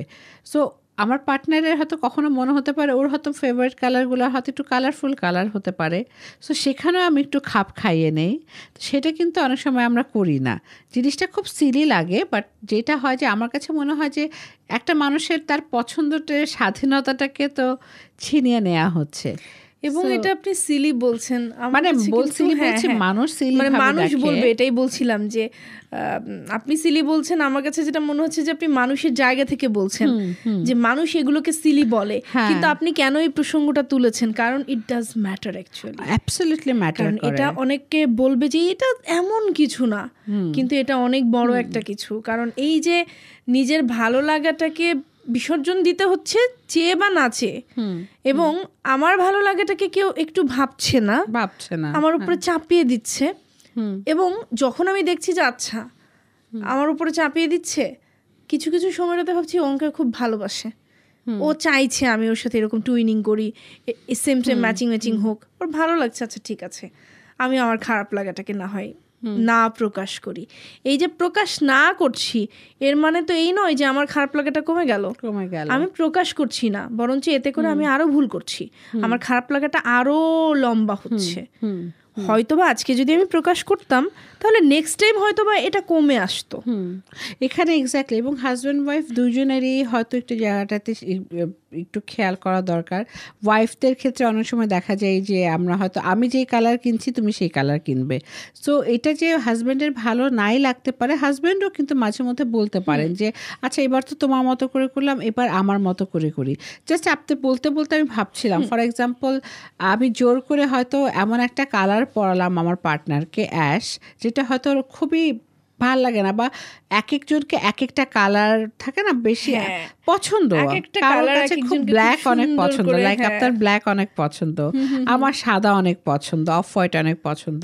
সো এটাই যে এখন আমাকে যদি ব্ল্যাক পরতে বলা হয় আর আপনাকে যদি অফ হোয়াইট পরতে বলা হয়, হয়তো আমরা পরতে পারবো, সমস্যা নাই, বাট আমাদের ভালো লাগাটা কিন্তু ভালো লাগছে না। হ্যাঁ, আপনার ভালো লাগাটা কিন্তু ব্ল্যাকের জন্য থাকবে, আমারটা হোয়াইটের জন্য থাকবে। সো ওই জায়গাগুলো একটু থাকে না, যে আমার কাছে মনে হয় যে এখন টুইনিং করতে গিয়ে আমার কাছে মনে হয় যে আসলে তোমার পার্টনারটা কি হ্যাপি আছে তোমার এই ডিসিশনটাতে। আমরা আসলে কি করছি এখন, আমরা যে কতটা হ্যাপি, আমাদের যে কতটা বন্ডিং খুব ভালো, এটা বোঝানোর জন্য আমরা এগুলো করছি, কিন্তু আলটিমেটলি ওটার কারণে আমাদের হ্যাপিনেসটা কমে যাচ্ছে। আমরা আমাদের ভিতরে নেই, আমরা বাইরেকে দেখাতে যাচ্ছি। এবং অনেকেই কিন্তু বলেন যে যখন আমরা আমাদের দিকে ফোকাস করেছি তখন দেখি ম্যারেজটা এত হরিবল, জাস্ট আমরা বাইরের মানুষকে দেখানোর জন্য এত কিছু করছিলাম, যে সোসাইটিকে দেখানোর জন্য যে কত হ্যাপি আমরা, হ্যাপিলি ম্যারিড। হ্যাঁ, সো ওইটার জন্য ইভেন এই যে ঈদকে ঘিরে দেশের বাইরে যাওয়া, ঢাকার বাইরে যাওয়া, এগুলো কোনো প্রবলেম নাই। কিন্তু যদি এটা এমন হয় যে আচ্ছা আমার ফ্রেন্ডের ওয়াইফ তো গেছে, তুমি কেন আমাকে ইয়ে করবা না, যেমন নভেম্বর ডিসেম্বরের দিকে, হ্যাঁ, তোমার আমাকে নিয়ে যেতেই হবে, ট্যুরে যেতেই হবে। সো এটা যে যেতেই হবে সেটা না, মানে দুজন একসাথে ছুটি কাটাচ্ছি, বাসাতে আছি, সেটাও কিন্তু অনেক বিগ থিং। একসাথে রেস্ট করছি, আমরা মুভি দেখছি, হয়তো অনেক কিছু করা যায়। এটাই বলছিলাম যে আবার আরো একটা বিষয় আছে যে ট্যুরে যাওয়া যেতে পারে, হয়তো বা প্রত্যেকেরই একটু একটু সামর্থ্য থাকবে, কিন্তু সেই সামর্থ্য অনুযায়ী তার প্লেসটা সিলেক্ট করা, আমি কোথায় যাব ট্যুরে, এটা একটু সেইটা ভেবে চিন্তে সেভাবে ব্যালেন্স করে নেওয়া। এখন আমার সামর্থ্য রয়েছে, আমি দেশের মধ্যে কোথাও কাছাকাছি একটা বাজেট ট্যুরে যেতে পারি, কিন্তু আমার পার্টনারের যদি এক্সপেকটেশন হয় যে না আমাকে এখন থাইল্যান্ড ট্যুরে যেতে হবে, তাহলে তো that's not gonna be fair. জিনিসটা হচ্ছে যে আমি আসলে থাইল্যান্ড ট্যুরে কেন যেতে চাই, এটা কি ঈদ উপলক্ষে আমার ইচ্ছে করছে, নাকি আসলে আমি দেখেছি বড় লোকরা যায়, আমি দেখেছি আমার ফ্রেন্ডরা যাচ্ছে, তাই আমার একটা আনকনসিয়াস কম্পিটিশন কাজ করছে। মানে থাইল্যান্ডের কোনো একটা বিষয়কে আমাকে আকৃষ্ট করেছে সৌন্দর্যের জায়গায়, নাকি আসলে অন্যরা যাচ্ছে ওটা আমাকে আকৃষ্ট করছে? যদি সৌন্দর্য কিছু একটা আমাকে আকৃষ্ট করে, আমি যে কোনো সময় যেতে পারি, এটা কোনো একটা পার্টিকুলার উৎসবকে ঘিরে হতে হবে না। কিন্তু যদি এটা হয় যে না আমি দেখে এসেছি এটা একটা ট্রেন্ড, ঈদের সময় যায়, ঈদ মানুষ ঢাকার বাইরে করে, তখন কিন্তু আমি আমার সাধ্যের বাইরে গিয়ে, ইভেন শুধু হাজব্যান্ড না, হয়তো তখন আমি আমার অনেকগুলো থাকে না জিনিসকে স্যাক্রিফাইস করে অনেক এক্সস্টেড হয়ে আমি যাচ্ছি। সো ওইটাই আর কি, যে আলটিমেটলি উপভোগ যদি করতে পারি তাহলে এইটা মিনিংফুল। আর প্রত্যেকের কাছেই যে কোনো উৎসব উপভোগ করার কিছু আছে কালেকটিভ, কিছু রুলস আছে। এমন না যে যেমন পহেলা বৈশাখের কথা বললাম, বা ঈদের কথা, বা পূজার কথা, প্রত্যেকটা কিন্তু আলাদা আলাদা, প্রত্যেকটা উৎসবের কিছু রিচুয়ালস আছে, নিয়ম কানুন আছে। আর কিছু আছে সমাজ থেকে থোপে দেয়া, মানে জোর করে চাপিয়ে দেয়া নিয়ম, যেটা রুলস, আচার বা থাকে না যে নিয়ম, সেগুলোকে অবশ্যই আমরা শ্রদ্ধা করব, সেগুলোকে মেনটেন করব, সেটার বাইরে গিয়ে আমরা করব না। অ্যাট দ্য সেম টাইম চাপিয়ে দেওয়া রোলগুলোকে, যেটার প্রয়োজন নেই, সেগুলোকে আমরা মানে এন্ডোর্স করব না, বা সেগুলোকে আমাদের লাইফে আমরা আসতে দিব না। মানে ঈদ মানে এটা না যে আপনি সারাদিন একা থাকবেন, আবার ঈদ মানে এটা না যে আপনি দামি দামি ড্রেস কিনবেন। হ্যাঁ, সো ঈদ মানে অবভিয়াসলি কিছুটা সময় আমরা কাছের মানুষদের সাথে কুশলাদি বিনিময় করব, কিছুটা গুড টাইম পাস করব, আবার নিজের সাথেও থাকবো, নিজের সাথে একটু রেস্ট নিব, নিজেকে একটু সময় দিব। সো এইটা এক একজনের কাছে ঈদের মিনিং এক একটা। সো ওইটাকে মোর ফোকাস করাটা দরকার। যেমন অনেক সময় বলে যে অমুক সময় শাওয়ার নিতে হবে, অমুক সময় এটা করতে হবে, কারো জ্বর থাকতে পারে, কারো ঠান্ডা থাকতে পারে। সো ওই জায়গাগুলোতে ফ্লেক্সিবল হওয়াটা দরকার। অ্যাবসলিউটলি। যারা যারা শুনছেন এবং দেখছেন আমাদেরকে রেডিও স্বাধীনের ফেসবুক পেজ বা ইউটিউব চ্যানেল থেকে লাইভে, আমাদেরকে জানাতে পারেন আপনার এই ঈদটা ঠিক কেমন কাটছে। সবে শুরু হচ্ছে এবং এই সবে শুরুর ঈদটা নিয়ে কথা বলছি। ঈদ তো অনেক দিন থাকে, তাই না? ঈদের ছুটি যার যতদিন, তার ততদিনই ঈদ থাকে, আমরা বিশ্বাস করি। তবে হ্যাঁ, ঈদের শুরুটা কেমন হলো, এবারের ঈদে কোনো মানসিক চাপ অনুভব করছেন কিনা বা করেছেন কিনা এখন পর্যন্ত, ঈদের আগের যে চাপটা থাকে সেটাই বা কতটুকু অনুভব করছেন, কোন বিষয়টা নিয়ে অনুভব করছেন, সেই কথাগুলো আমাদের সঙ্গে শেয়ার করতে পারছেন লিখে। অ্যান্ড আবারও চলে যাবো আপুর কাছে। ঈদের সময়টাতে ঠিক ঈদের পরে, অর্থাৎ এই যে এখন তো শুরু হয়ে গেল, এই আজ থেকে ঠিক নয়, কাল থেকে শুরু হবে আরেকটা মানসিক চাপ। সেটা হচ্ছে অতিথি পরায়ণ হতে হবে অনেক বেশি, বাসায় প্রচুর গেস্ট আসতে থাকবে এবং আমাকেও প্রচুর ইনভিটেশন মিট করতে হবে, অনেক জায়গায় দাওয়াত খেতে যেতে হবে। এটাও কিন্তু একটা বড়সড় মানসিক চাপ, তাই নয় কি? কারণ আমরা কিন্তু অনেক জায়গাতে ঈদের সময় অনেক ইনভিটেশন আসে যেগুলোতে আমরা যেতে চাই না, মনে হয় যে না এই জায়গাটাতে আমি যেতে চাচ্ছি না। হতে পারে না যে আমার হাজব্যান্ডের ফ্রেন্ডের বাসায় হয়তো আমার ইনভিটেশন রয়েছে ফুল ফ্যামিলি, কিন্তু কোনো একটা কারণে ওখানে আমার যেতে ভালো লাগছে না, কিন্তু আমাকে যেতেই হচ্ছে ফর মাই হাজব্যান্ড সাইক। আবার একইভাবে হাজব্যান্ডদের ক্ষেত্রেও এটা ঘটে থাকে যে হয়তো বা তার ইচ্ছা করছে না আমার কোনো একটা গ্যাদারিংয়ে যেতে, বাট তাকে যেতে হচ্ছে আমার রিকোয়েস্টে। স্পেশালি ঈদের সময়টাতে যখন আমরা একটু গ্রামের বাড়িতে গিয়ে ঈদ করি, হয় না যে আমার একটা স্কুল ফ্রেন্ডদের একটা গেট টুগেদার, সেই জায়গাটাতে হয়তো বা আমার পার্টনার যেতে চাইছে না, সে হয়তো বা ওখানটাতে কমফোর্টেবল না, কিন্তু যেতে হয়। এটাও তো একটা বাড়তি চাপের মধ্যে পড়ে কিনা কোনো কারণে? অফকোর্স পড়ে, এবং কখনো কখনো হয় যে যেই গেট টুগেদারে যাদেরকে নেয়া মানে থাকা দরকার তাদেরকে, যেমন আমরা সব ফ্রেন্ডরা মিলে দেখা করছি, এখন কেউ কেউ কিন্তু থাকে তার পার্টনারকে নিয়ে আসে।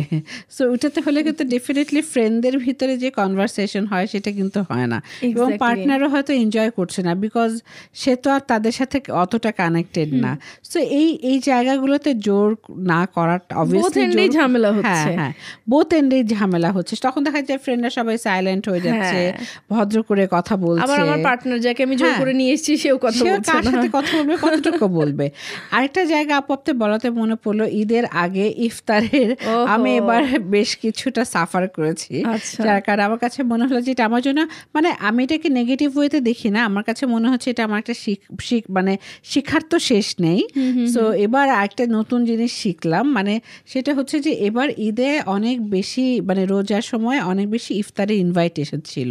তো যেখানে কিছু কিছু জায়গা ছিল যেখানে আমার যেতে সত্যি খুব ইচ্ছে করেছে, কারণ ইফতারের পরে বসে একটু মন খুলে কথা বলেছি, হ্যাঁ, টাইম স্পেন্ড করেছি। সো ওইটা ভালো লেগেছে। আবার কিছু কিছু জায়গায় যেতে হয়েছে বিকজ আদারওয়াইজ মন খারাপ করবে, হ্যাঁ। এবং কিছু কিছু এখন যেটা হয় যে সোশ্যাল মিডিয়ার কারণে আমাদের লাইফটা কিন্তু অনেক এক্সপোজড, হ্যাঁ। সো এখানে আমরা অনেক সময় চাই না যে এই জিনিসটা আমি একটু হাইড করতে চাচ্ছি, আমি সবার সাথে শেয়ার করতে চাচ্ছি না, কিন্তু যাদের সাথে গিয়েছি তারা হয়তো ছবি পোস্ট করছেন, তো যাদের সাথে যায়নি তারা কিন্তু এরকম কিন্তু অনেক সময় হয়। এটা আমার ক্ষেত্রে বলছি জাস্ট একটা এক্সাম্পল হিসেবে। তখন হয়তো তারা বলছেন তুমি তো ওর সাথে যাও, তুমি তো ওর সাথে, আমার সাথে যাও না। সো তখন যেটা হচ্ছে অনেক সময় ইচ্ছে করছে না, মন সায় দিচ্ছে না, শরীর খারাপ হয়ে যাচ্ছে, বাট স্টিল আমি যাচ্ছি, বা কোনো কোনো জায়গায় যেতে হয়, হ্যাঁ, এই প্রোগ্রামগুলোতে যেতে হয়। তো তখন যেটা হচ্ছে আমার ভালো লাগছে না, বাট স্টিল আমি যাচ্ছি। তো ওই জায়গাটাতে আমি এবার ভাবছিলাম যে আসলে আমি কেন গেলাম ওই জায়গাগুলোতে, কারণ আমার ভিতরে যে ছোটোবেলা থেকে ডেভেলপ করে দেওয়া হয়েছে যে মানুষকে না বলা যাবে না, এবং আমরা কিন্তু বাঙালিরা না বলতে বেশ কষ্ট অনুভব করি। ঈদের ছুটিতেও দেখবেন যে অনেক জায়গায় প্রোগ্রাম বা অনেক জায়গায় ইনভাইটেশন পাচ্ছেন, আপনার তো সব জায়গায় যেতে ইচ্ছা করছে না, কিন্তু আপনি না বলতে পারছেন না। না বলাটা খুব কঠিন। হ্যাঁ, না বলতে শুধুমাত্র পার্টনারের জন্য যাওয়া হচ্ছে তা নয়, যে মানুষটা আমাকে ইনভাইট করছে হয়তো বা তাকে আমি না বলতে পারছি না, সে কষ্ট পাবে। হ্যাঁ হ্যাঁ, এবং সে হয়তো অনেক থাকে না যে তার ইন্টেনশন অনেক ভালো, সে অনেক সুইট করে বলছে, কিন্তু অ্যাট দ্য সেম টাইম আমার নাও যেতে ইচ্ছে করতে পারে, হ্যাঁ। সেই জায়গাটাতে কিন্তু না বলতে পারছেন, এবং অনুরোধে ঢেকে গেছি, যাচ্ছি, সেখানে গিয়ে আসলে উপভোগ করছি না। আবার আরেকটা জায়গা আমার মনে হয় যে অপোজিট প্রান্ত থেকে যদি বলি, একটা মানুষকে আপনি বলছেন, সেই মানুষটা যদি না আসতে চায়, পরবর্তীতে তাকে মানে খোঁচা না দেয়া যায়, তুমি তো আমারটায় আসো নাই, ওটাতে আসছো, তার মানে আমি তোমার থেকে ও বেশি প্রায়োরিটি পাই, আমি কম ইম্পর্টেন্ট, হ্যাঁ, আমি তোমার লাইফে কম ইম্পর্টেন্ট। বিষয়টা কিন্তু সেটা না। মেবি সে অর্থ কিছু, এবং লাইফে আমাদের প্রত্যেকেরই না অনেক কিছু চলে আপু, বিশেষ করে অ্যাডাল্ট লাইফে, মানে যেগুলো আমরা কিন্তু সবার সাথে না, মানে খুব কাছের মানুষের সাথে হয়তো শেয়ার করি না, হ্যাঁ। সো ওই জায়গাটা থেকে ওই মানুষটার কাছে মনে হচ্ছে, আচ্ছা তোমার তো ফেসবুকে দেখে মনে হচ্ছে তুমি চিল লাইফ, প্রতিদিন ঘুরে বেড়াচ্ছ, প্রতিদিন ইয়ে করছো, আমার সাথে দেখা করতে প্রবলেম কি?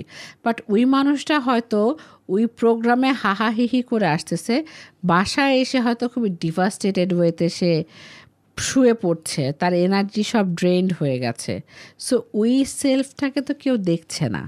সো সোশ্যাল মিডিয়ার উপর বেস করে জাজ করে আমরা যখন থাকে না যে দাওয়াতটাকে প্রেশার বানিয়ে ফেলছি, এগেইন সেটাই যে মানে আমি বুঝি কাছে মানুষরা চায় আসুক, বাট কেউ যদি না আসতে চায় তাকে সেই জায়গাটাতে পোক না করা, না বলা, হ্যাঁ, মন থেকে যে ফাইন এক্সপ্লেনেশন সবসময় লাগবে না, বাট মন খারাপ থাকতে পারে, শরীর খারাপ থাকতে পারে, ইচ্ছে না করতে পারে, এবং হয়তো আপনি ওই যে এনভায়রনমেন্টে যাচ্ছেন সেখানে আপনাকে হয়তো অনেক ওয়েলকাম করা হচ্ছে, আমাকে হয়তো এভাবে ওয়েলকাম করা হচ্ছে না, সো আমার জায়গাটা আপনি এভাবে বুঝবেন না।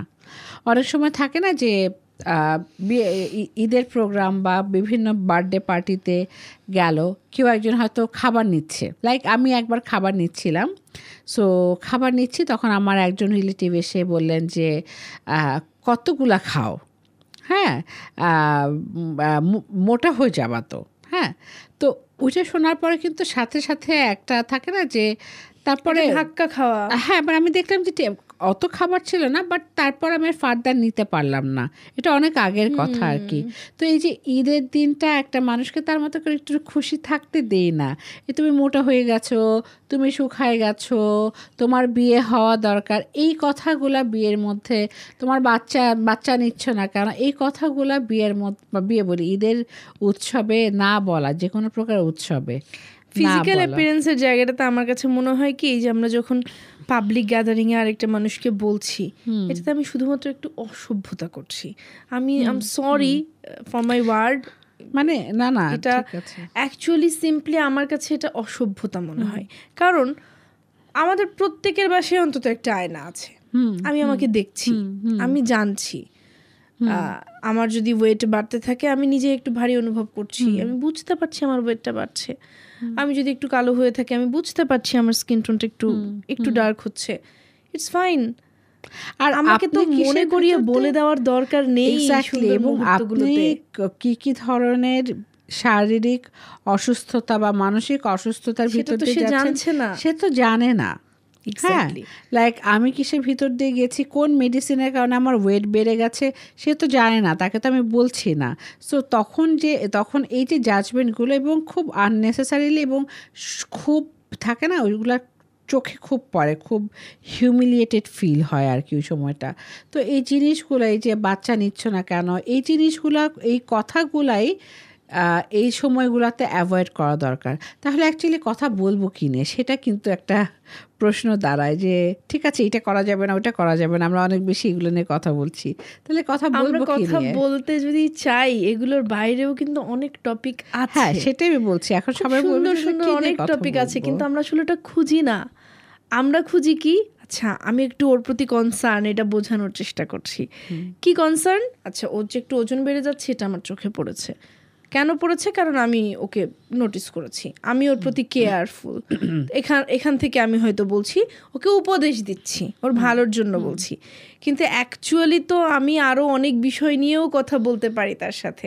সিম্পলি যদি হয় তুমি কেমন আছো, হ্যাঁ, ইভেন যদি স্কিন টোনটা মনে হয় যে একটু ডার্ক হয়ে গেছে, এটাও কিন্তু আপনি সহমর্মিতার সাথে জিজ্ঞেস করতে পারেন, তোমাকে দেখে একটু পেল লাগছে, তুমি কি ঠিক আছো কি না, তোমার কি মন খারাপ কি না। হ্যাঁ, সো ওটাতে কিন্তু বরং আত্মিক সম্পর্কটা বাড়ে। আমি যদি ঠাস করে এসে বলি, আই তোমার গায়ের রং এরকম কালো হয়ে গেছে কেন, হ্যাঁ কাকের মতো কালো হয়ে গেছো, ডাজন্ট মেক এনি সেন্স, এটা দিয়ে আমি কি করব। বাট যদি একটু বলা হয় যে তোমার স্কিন টোনটা একটু ডাউন হয়ে গেছে, তোমাকে দেখতে একটু টায়ার্ড লাগছে, তুমি কি লাস্ট 1 উইক ধরে অনেক কাজ করেছো, তখন কিন্তু একটা আত্মিক সম্পর্ক হয়, মানুষটা কথা বলার একটা স্পেস পায়। সো এইভাবে করে, এবং যেখানে আসলে আপনার কন্ট্রিবিউট করার কিছু নাই, সেই জায়গাটাতে বারবার করে কথা বলার কোনো দরকার নাই। হ্যাঁ, এবং মানে যেটা ইয়ে করা হয় যে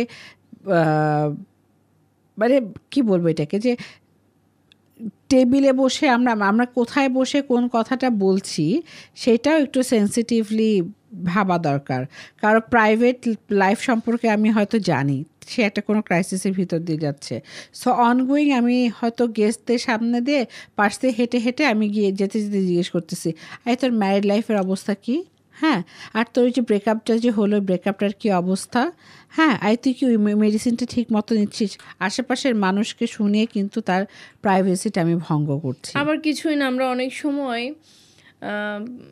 হয়তো বা সে আমার সঙ্গে শেয়ার করেছে এমন একটা প্রসঙ্গ যে তার পার্সোনাল লাইফে হয়তো বা ঠিকঠাক যাচ্ছে না, এটা তো সে আমাকে পার্সোনালি বলেছিল, কিন্তু আমি পাবলিক গ্যাদারিং এ যদি জিজ্ঞেস করি ঠিক এভাবেই, আচ্ছা কি অবস্থা তোর, এখন কি সব ঠিকঠাক, ঝামেলা মিটে গেছে, তার মানে কি আমি কিছু ডিরেক্টলি বললাম না, কিন্তু ইনডিরেক্টলি সবাইকে বুঝিয়ে দিলাম যে তার পার্সোনাল লাইফে কোনো একটা ঝামেলা চলছিল, যেটা আমি জানি। এখানে তো আর কিছু বাকি থাকে না বলার বা বোঝানোর।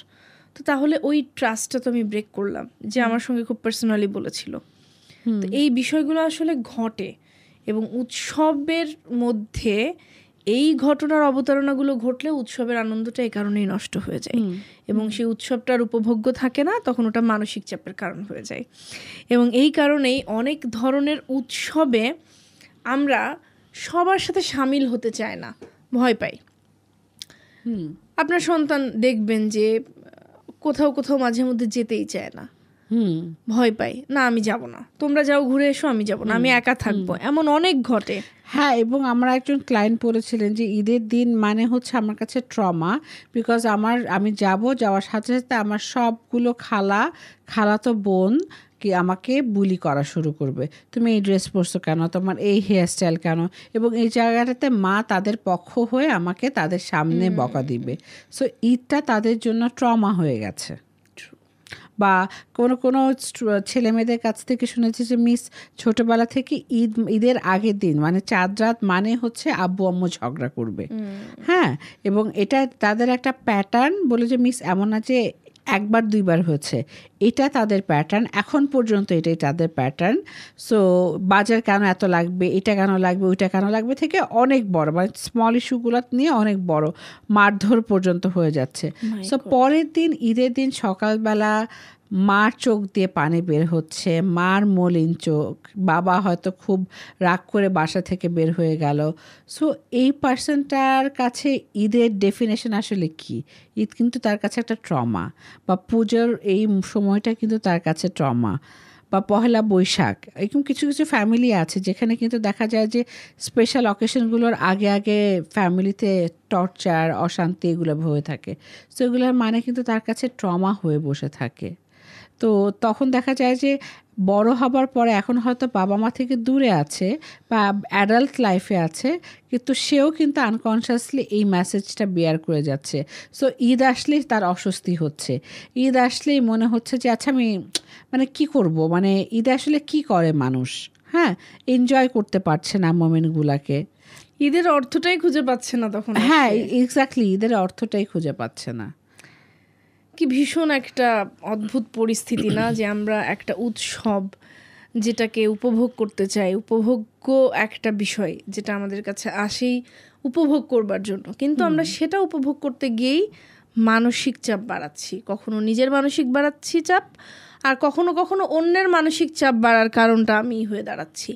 তো এই জায়গাগুলোতে না আমাদের ভীষণ বোঝার দরকার রয়েছে যে কি করা উচিত কি না করা উচিত, এবং বাউন্ডারিটা ভীষণ দরকার, বাউন্ডারিটা বুঝতে পারা, সেটা ওই বউ শাশুড়ির জায়গা থেকেই হোক না কেন, যে আমি কতটুকু বলতে পারি, কতটুকু এক্সপেক্ট করতে পারি, কতটুকু স্পেস দেওয়া দরকার, এই বোঝাপড়ার বাউন্ডারিটাই হোক, অথবা আমি আমার রিলেটিভসদের সাথে এই ঈদের সময়টাতে কতটুকু সাপোর্ট দিচ্ছি, তাদের জন্য কতটুকু কি করতে পারছি, আর কতটুকু আসলে করা উচিত, কতটুকু করলে সে খারাপ অনুভূতিটা তার মধ্যে কাজ করবে না, তার মধ্যে স্বস্তিটা থাকবে, সেই বাউন্ডারিটা বোঝা। থ্যাংক ইউ আপু মনে করার জন্য, thank you so much. Boundary জায়গাটা বলাতে মনে পড়লো, অনেক পরিবারে দেখা যায় বাবা হয়তো তার ভাইয়ের বউ, ভাইয়ের বাচ্চা, বোনের ছেলে মেয়ে, বোনের হাজবেন্ড, তাদেরকে অনেক বেশি দিচ্ছেন, কিন্তু তার ছেলে মেয়েদের নিডগুলোকে ঈদের সময় ফুলফিল করছেন না, শুধু ঈদ না যে কোনো উৎসবকে ঘিরে। হ্যাঁ, এবং এখানে আবার সন্তানকে বলাও হচ্ছে যে আচ্ছা তোমাকে এর থেকে বেশি কিছু দিতে পারছি না, বুঝতেই তো পারছো অনেকজনকেই তো দিতে হয়, এবং সন্তানকে অনেক দিতে হবে সেটা না, বাট সেন্সটা সন্তান এটা নেয়। এবং ওয়াইফও অনেক সময় বলে যে আমরা তো ওদের কাছে আমার হাজব্যান্ডের কাছে সেকেন্ড প্রায়োরিটি, ওর কাছে ফার্স্ট প্রায়োরিটি হচ্ছে ওর ভাইয়ের বউ, বোনের। তো এরকম আমরা নানান ডাইমেনশন আসলে দেখতে পাই। তো এই জিনিসগুলাও না একটু আমাদের ভাবা দরকার। তারপরে রিলেটিভরা যখন গিফট দিচ্ছে, দয়া করে দিচ্ছে ফিল হচ্ছে, সেটা ডিফারেন্ট। বাট যদি কেউ ভালোবেসে আমাকে একটা গিফট দেয়, সেটার দাম যদি 10 টাকাও হয়, সেটাকে অ্যাপ্রিসিয়েট করা যে একটা মানুষ তোমাকে এরকম একটা সময় মনে করেছে, এটা কিন্তু অনেক বড় জিনিস। হ্যাঁ, কিন্তু অনেক সময় আমরা জাজ করি, ও এই গিফট দিল, এটা দিল, এত ছোট একটা এত সস্তা জিনিস দিল। সো ওইভাবে করলে না আপনি কখনো হ্যাপিনেস পাবেন না। Rather make it simple. আমি কিসে ভালো থাকছি, আমার কাছের মানুষরা কিসে ভালো থাকছে, দুটোকেই দেখা, নিজেরটাকেও দেখা, কাছের মানুষের প্রতিও একটু সহানুভূতিশীল হওয়াটা, দুটোরই একটা কম্বিনেশন দরকার। উৎসবের সময় কোন ধরনের সিচুয়েশনগুলোকে নিয়ে আমরা মানসিক চাপের মধ্যে পড়ে যাই, আজকে সেই সমস্ত বিষয় নিয়ে কথা বলছি ঈদের এই আয়োজনটাতে। আমাদের ঈদ স্পেশাল তুমি বলো আমরা শুনছি এই আয়োজনে। And this show is brought to you by Senora. সেনোরার কথায় যখন আসতে হয় তখন আবারও বলতেই হয়, সেনোরা আমাদেরকে শেখায় সংকোচ বোধ ভুলে যাবার জন্য, যে কোনো ধরনের সংকোচ বোধ। বিশেষ করে মেয়েদের পিরিয়ড বিষয়টাকে নিয়ে কথা বলতে শেখায় সেনোরা, যে পিরিয়ড একটা শারীরিক স্বাভাবিক প্রক্রিয়া, এটাকে স্বাভাবিকভাবেই গ্রহণ করা উচিত এবং পিরিয়ড নিয়ে কথা বলতে পারা উচিত। বাবা মা বিশেষ করে সন্তানের প্রথম পিরিয়ডের আগেই যেন তার সঙ্গে এটা নিয়ে কথা বলে, তাকে যেন কোনো অজানা অচেনা অভিজ্ঞতার মুখোমুখি না হতে হয়, এটা যেন নিশ্চিত করা যায় সেই চেষ্টা করতে বলে। হ্যাঁ, যদি দিক নির্দেশনার দরকার হয় সেনোরাকে কল করতে পারছেন, টোল ফ্রি নম্বর রয়েছে, শেয়ার করছি 0800088800। সো আমরা কথা বলছিলাম ওই যে মানসিক চাপ কিসে কিসে বাড়াচ্ছি আমরা উৎসবকালীন সময়টাতে। একটা বিষয় থেকে গেছে, বেশ বড়সড় একটা বিষয়, সেটা হচ্ছে ঈদের সালামি। এটাও একটা মানসিক ভীষণ বড় একটা মানসিক চাপ, ঈদের সালামি। সেটা ছোট থেকে বড় সবার মধ্যে। কেন আমি একটুখানি বলে নেই, ছোটবেলায় মানসিক চাপ থাকে সবার থেকে আমার ঈদ সালামিটা বেশি হওয়া চাই, এটা নিয়ে বাচ্চাদের মধ্যে একটা মানসিক চাপ কাজ করে। আর বড় হবার পরে যেটা হয়, সবাইকে ঈদ সালামি দিতে হবে। এবং এই ব্যাপারটা না আমাদের দেশের কালচারে এত বেশি মানে ইনভলভড, এত বেশি কানেক্টেড, কেউ এখান থেকে আসলে বেরোতে পারে না। প্রত্যেকেরই মনে হয় যে এটা একটা রিচুয়াল, এটা একটা দায়িত্বর মধ্যে পড়ে সবাইকে ঈদের সালামি দেওয়া। বড়দের ক্ষেত্রে অনেকেই থাকে তার হয়তোবা সবাইকে ঈদের সালামি দেওয়ার সামর্থ্যটা নেই, হয়তোবা নিজের জন্য ঈদের পোশাকটাও তাকে অনেক অল্প বাজেটে কিনতে হয়েছে, তার হাতে অর্থ নেই বলে তেমন। বা কিন্তু কেন বা নতুন ড্রেস কিনতেই হবে, সেটাও কিন্তু আমার প্রশ্ন। আমরা এটা নিয়েও কথা বলছিলাম যে ঈদের নতুন পোশাকটা তো ম্যান্ডেটরি নয় কেনা, কিন্তু ঠিক একইভাবে ঈদের সালামিটাও তো ম্যান্ডেটরি নয় না। কিন্তু কম্পেয়ার যদি আমি করি তাহলে কিন্তু একটা ঈদের সময় নতুন পোশাকের এক্সপেকটেশন থাকে আমাদের। নর্মালি আমরা মনে করি যে একটা নতুন পোশাক পরে বন্ধুদের সাথে ঘুরতে যাব, একটা নতুন পোশাক পরে ঈদের নামাজ পড়তে যেতে হবে, এরকম একটা বিষয় থেকে যায়। ঈদের সালামিটাও কিন্তু আমরা এখন অনেকভাবে ওইভাবে চিন্তা করছি যে আমার সবাইকে সালামি দিতে হবে, সবাই সালামি এক্সপেক্ট করবে। তো ওইটা ম্যানেজ করা এটাও কিন্তু অনেকের ক্ষেত্রে মানসিক চাপের।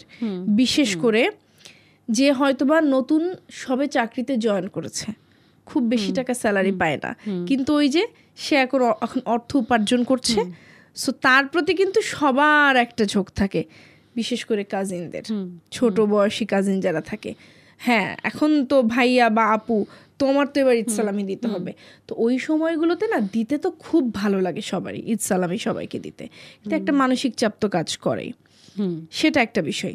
আর একটা বিষয় হচ্ছে ঈদে যখন একজন পুরুষ শ্বশুর বাড়িতে যাচ্ছেন তখন স্ত্রীরা কিন্তু তাকে অনেক বেশি, অনেক ক্ষেত্রেই আমি বলবো বেশ জোরাজুরি করেন।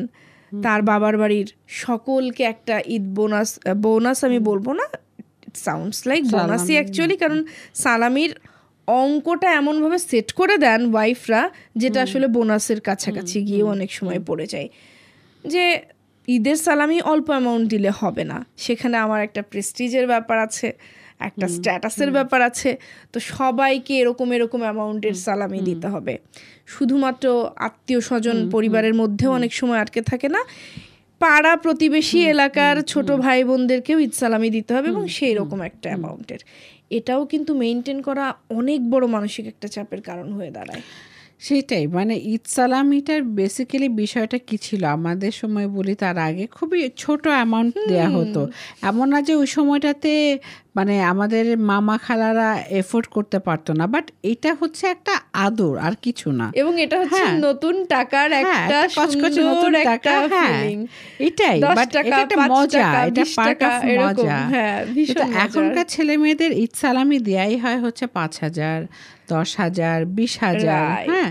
সো এইটা এখন আপনি এগেইন ভেবে দেখেন যে ঈদ সালামি আনন্দ করার জন্য দিচ্ছেন নাকি আপনি এটা দিতে হয় এই মানসিক হ্যাঁ, চাপটা এই নিয়ে আপনাকে চাপটা করতে থেকে হচ্ছে কিনা। সোসাইটির চাপে পড়ে যখনই দিবেন তখনই আপনি এনজয় করবেন না, আপনার মনে হবে আহা কতগুলো টাকা গেল, ওদের আনন্দটাকে আপনি ফিল করতে পারবেন না।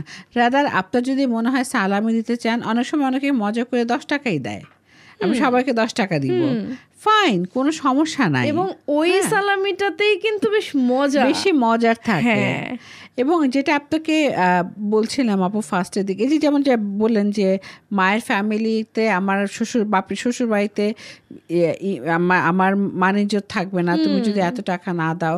কে বলেছে মানিজ্জত থাকবে না? বা অনেক সময় দেখা যায় যে মেয়ের ফ্যামিলি হয়তো সালামি হিসেবে ছেলেকে 10,000 টাকা দিতে হচ্ছে। কোরবানি ঈদের সময় দেখা যাচ্ছে পিক আপ ভরে ভরে কিন্তু জিনিসপত্র দিতে হচ্ছে।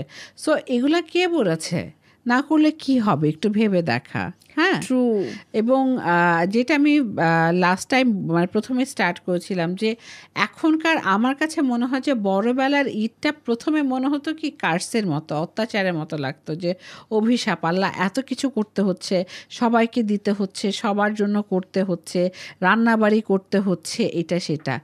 বাট যে মোমেন্টে আমি আমার মতো করে, মানে আমার মতো বলতে আমি কাউকে ছুঁড়ে ফেলে দিয়েছি সেটা না, বাট আমি যখন দেখলাম যে আমার কাছে ঈদের যেটা আমার meaning টা কি? কমফোর্ট জোন, হ্যাঁ, সেই আমার comfort কাছে, zone এ থেকে। হ্যাঁ, মানে ঈদটা কি, তখন দেখলাম যে এবং অনেক কিছু যেগুলো ডুজ অ্যান্ড ডোন্টস করতেই হয়, বলতেই হয়, এই জিনিসগুলো থেকে যখন নিজেকে মুক্ত করে দিলাম, আমি দেখলাম যে এই বয়সের ঈদটা এই বয়সের মতনই সুন্দর।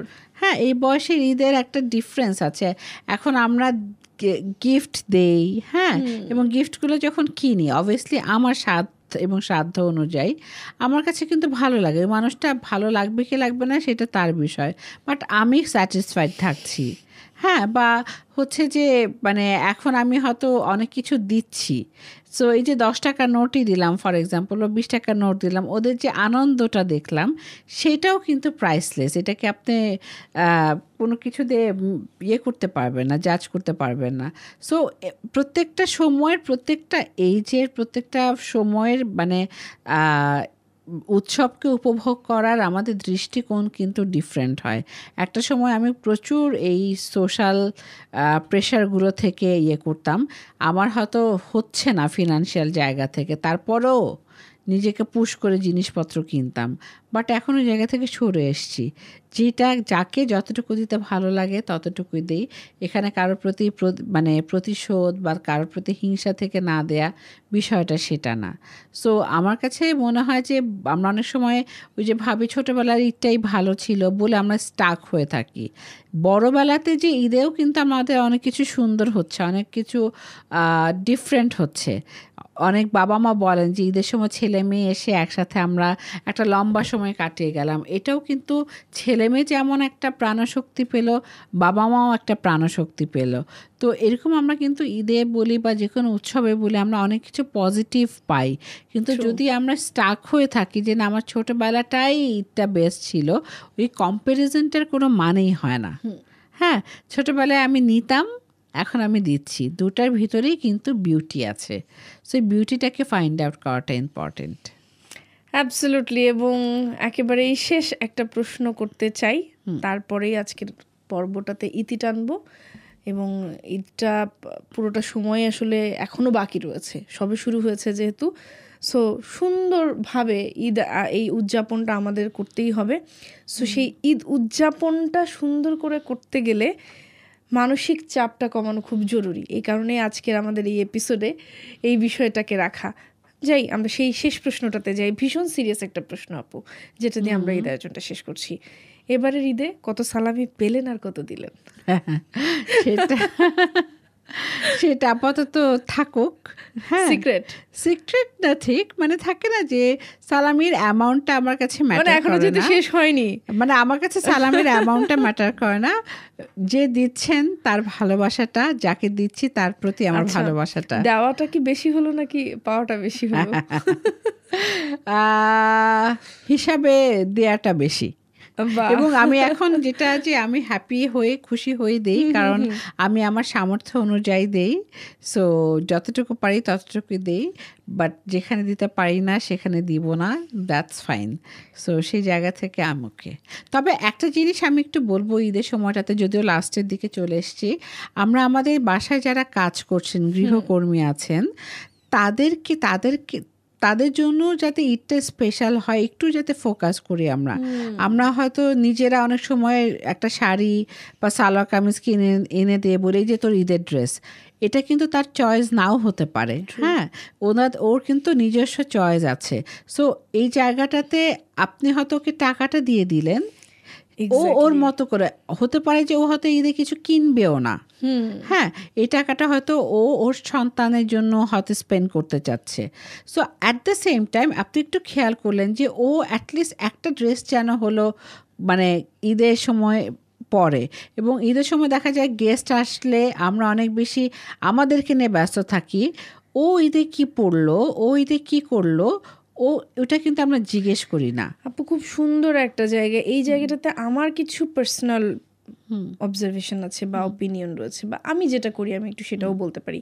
আমার কাছে এখানে কিছু কিছু জায়গায় খুব খারাপ লাগে। প্রথমত যে কথাটা বলতে চাই সেটা হচ্ছে, অনেকেই যে কাজটা করে সেটা হচ্ছে, আমরা যারা ঈদ নিয়ে যেহেতু কথা বলছি, মুসলিম ধর্মাবলম্বী রয়েছে, আমরা জানি আমাদের জাকাত দেওয়ার একটা বিষয় থাকে। আমরা যেটা করি হয়তো বা জাকাত দেওয়ার উদ্দেশ্যে কিছু শাড়ি, কিছু সালোয়ার কামিজ এগুলো কিনে থাকি। আমরা আমাদের গৃহকাজে যে সাহায্যকারী কর্মী রয়েছে তাকে ওখান থেকেই একটা দিই এবং ধরে নেই এটাই ওর প্রাপ্য, এটাতে ওকে খুশি হতে হবে, এটা আমরা ধরেই নেই।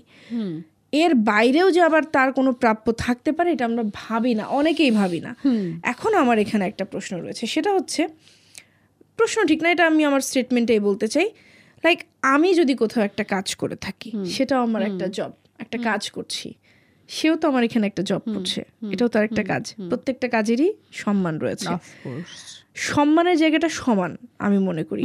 কাজের ধরনটা আলাদা, কিন্তু যে কাজ করছে, যে পরিশ্রম করছে অর্থ উপার্জনের জন্য, সবাইকেই সমান সম্মানটা দেওয়া উচিত, যার যার মতো করে। এখন আমার কথা হচ্ছে, আমি যে জায়গাটাতে চাকরি করছি, আমার অফিস এই স্পেশাল অকেশনে আমাকে তো বোনাস দিচ্ছে, আমার অফিস তো আমাকে একটা পোশাক কিনে গিফট করছে না, তাই না?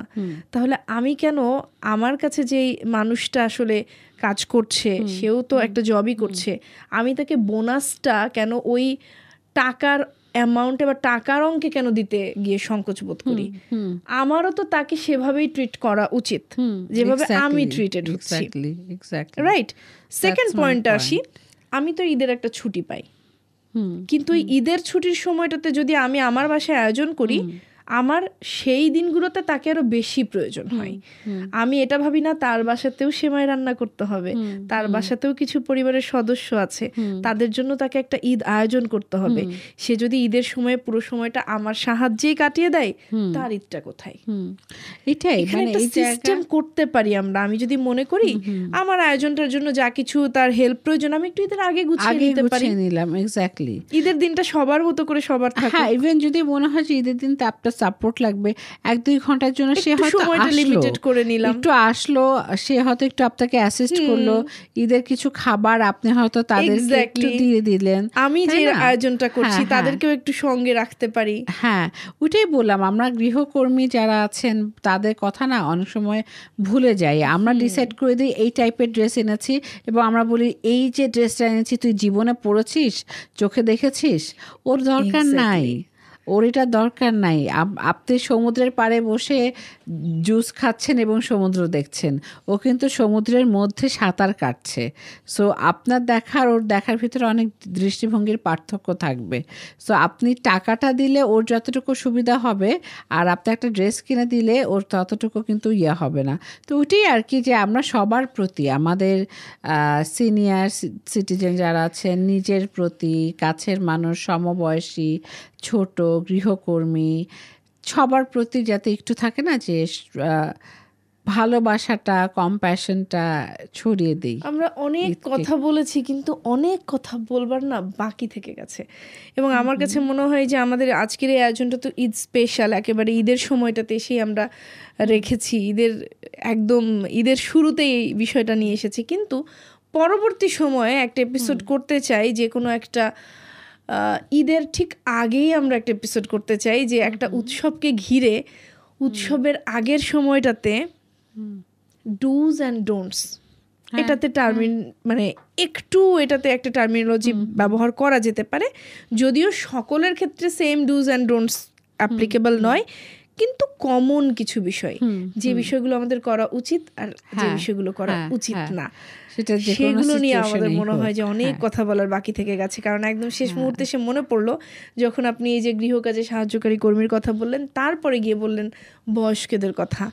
হ্যাঁ, তাদেরকে নিয়েও অনেক কথা আসলে বলবার বাকি, তাদেরকে আমরা কিভাবে ট্রিট করছি, এবং একটা উৎসবের সময়টাতে তাদের প্রতিও আমরা নানানভাবে অবিচারই করি একটুখানি, আমি এটাই বলবো। সো এটা নিয়ে বিস্তারিত আজকে আর কথা বলছি না। ঈদটা চমৎকার কাটছে আমার মনে হয় আপুরও ঈদের শুরুটা বেশ চমৎকার হচ্ছে।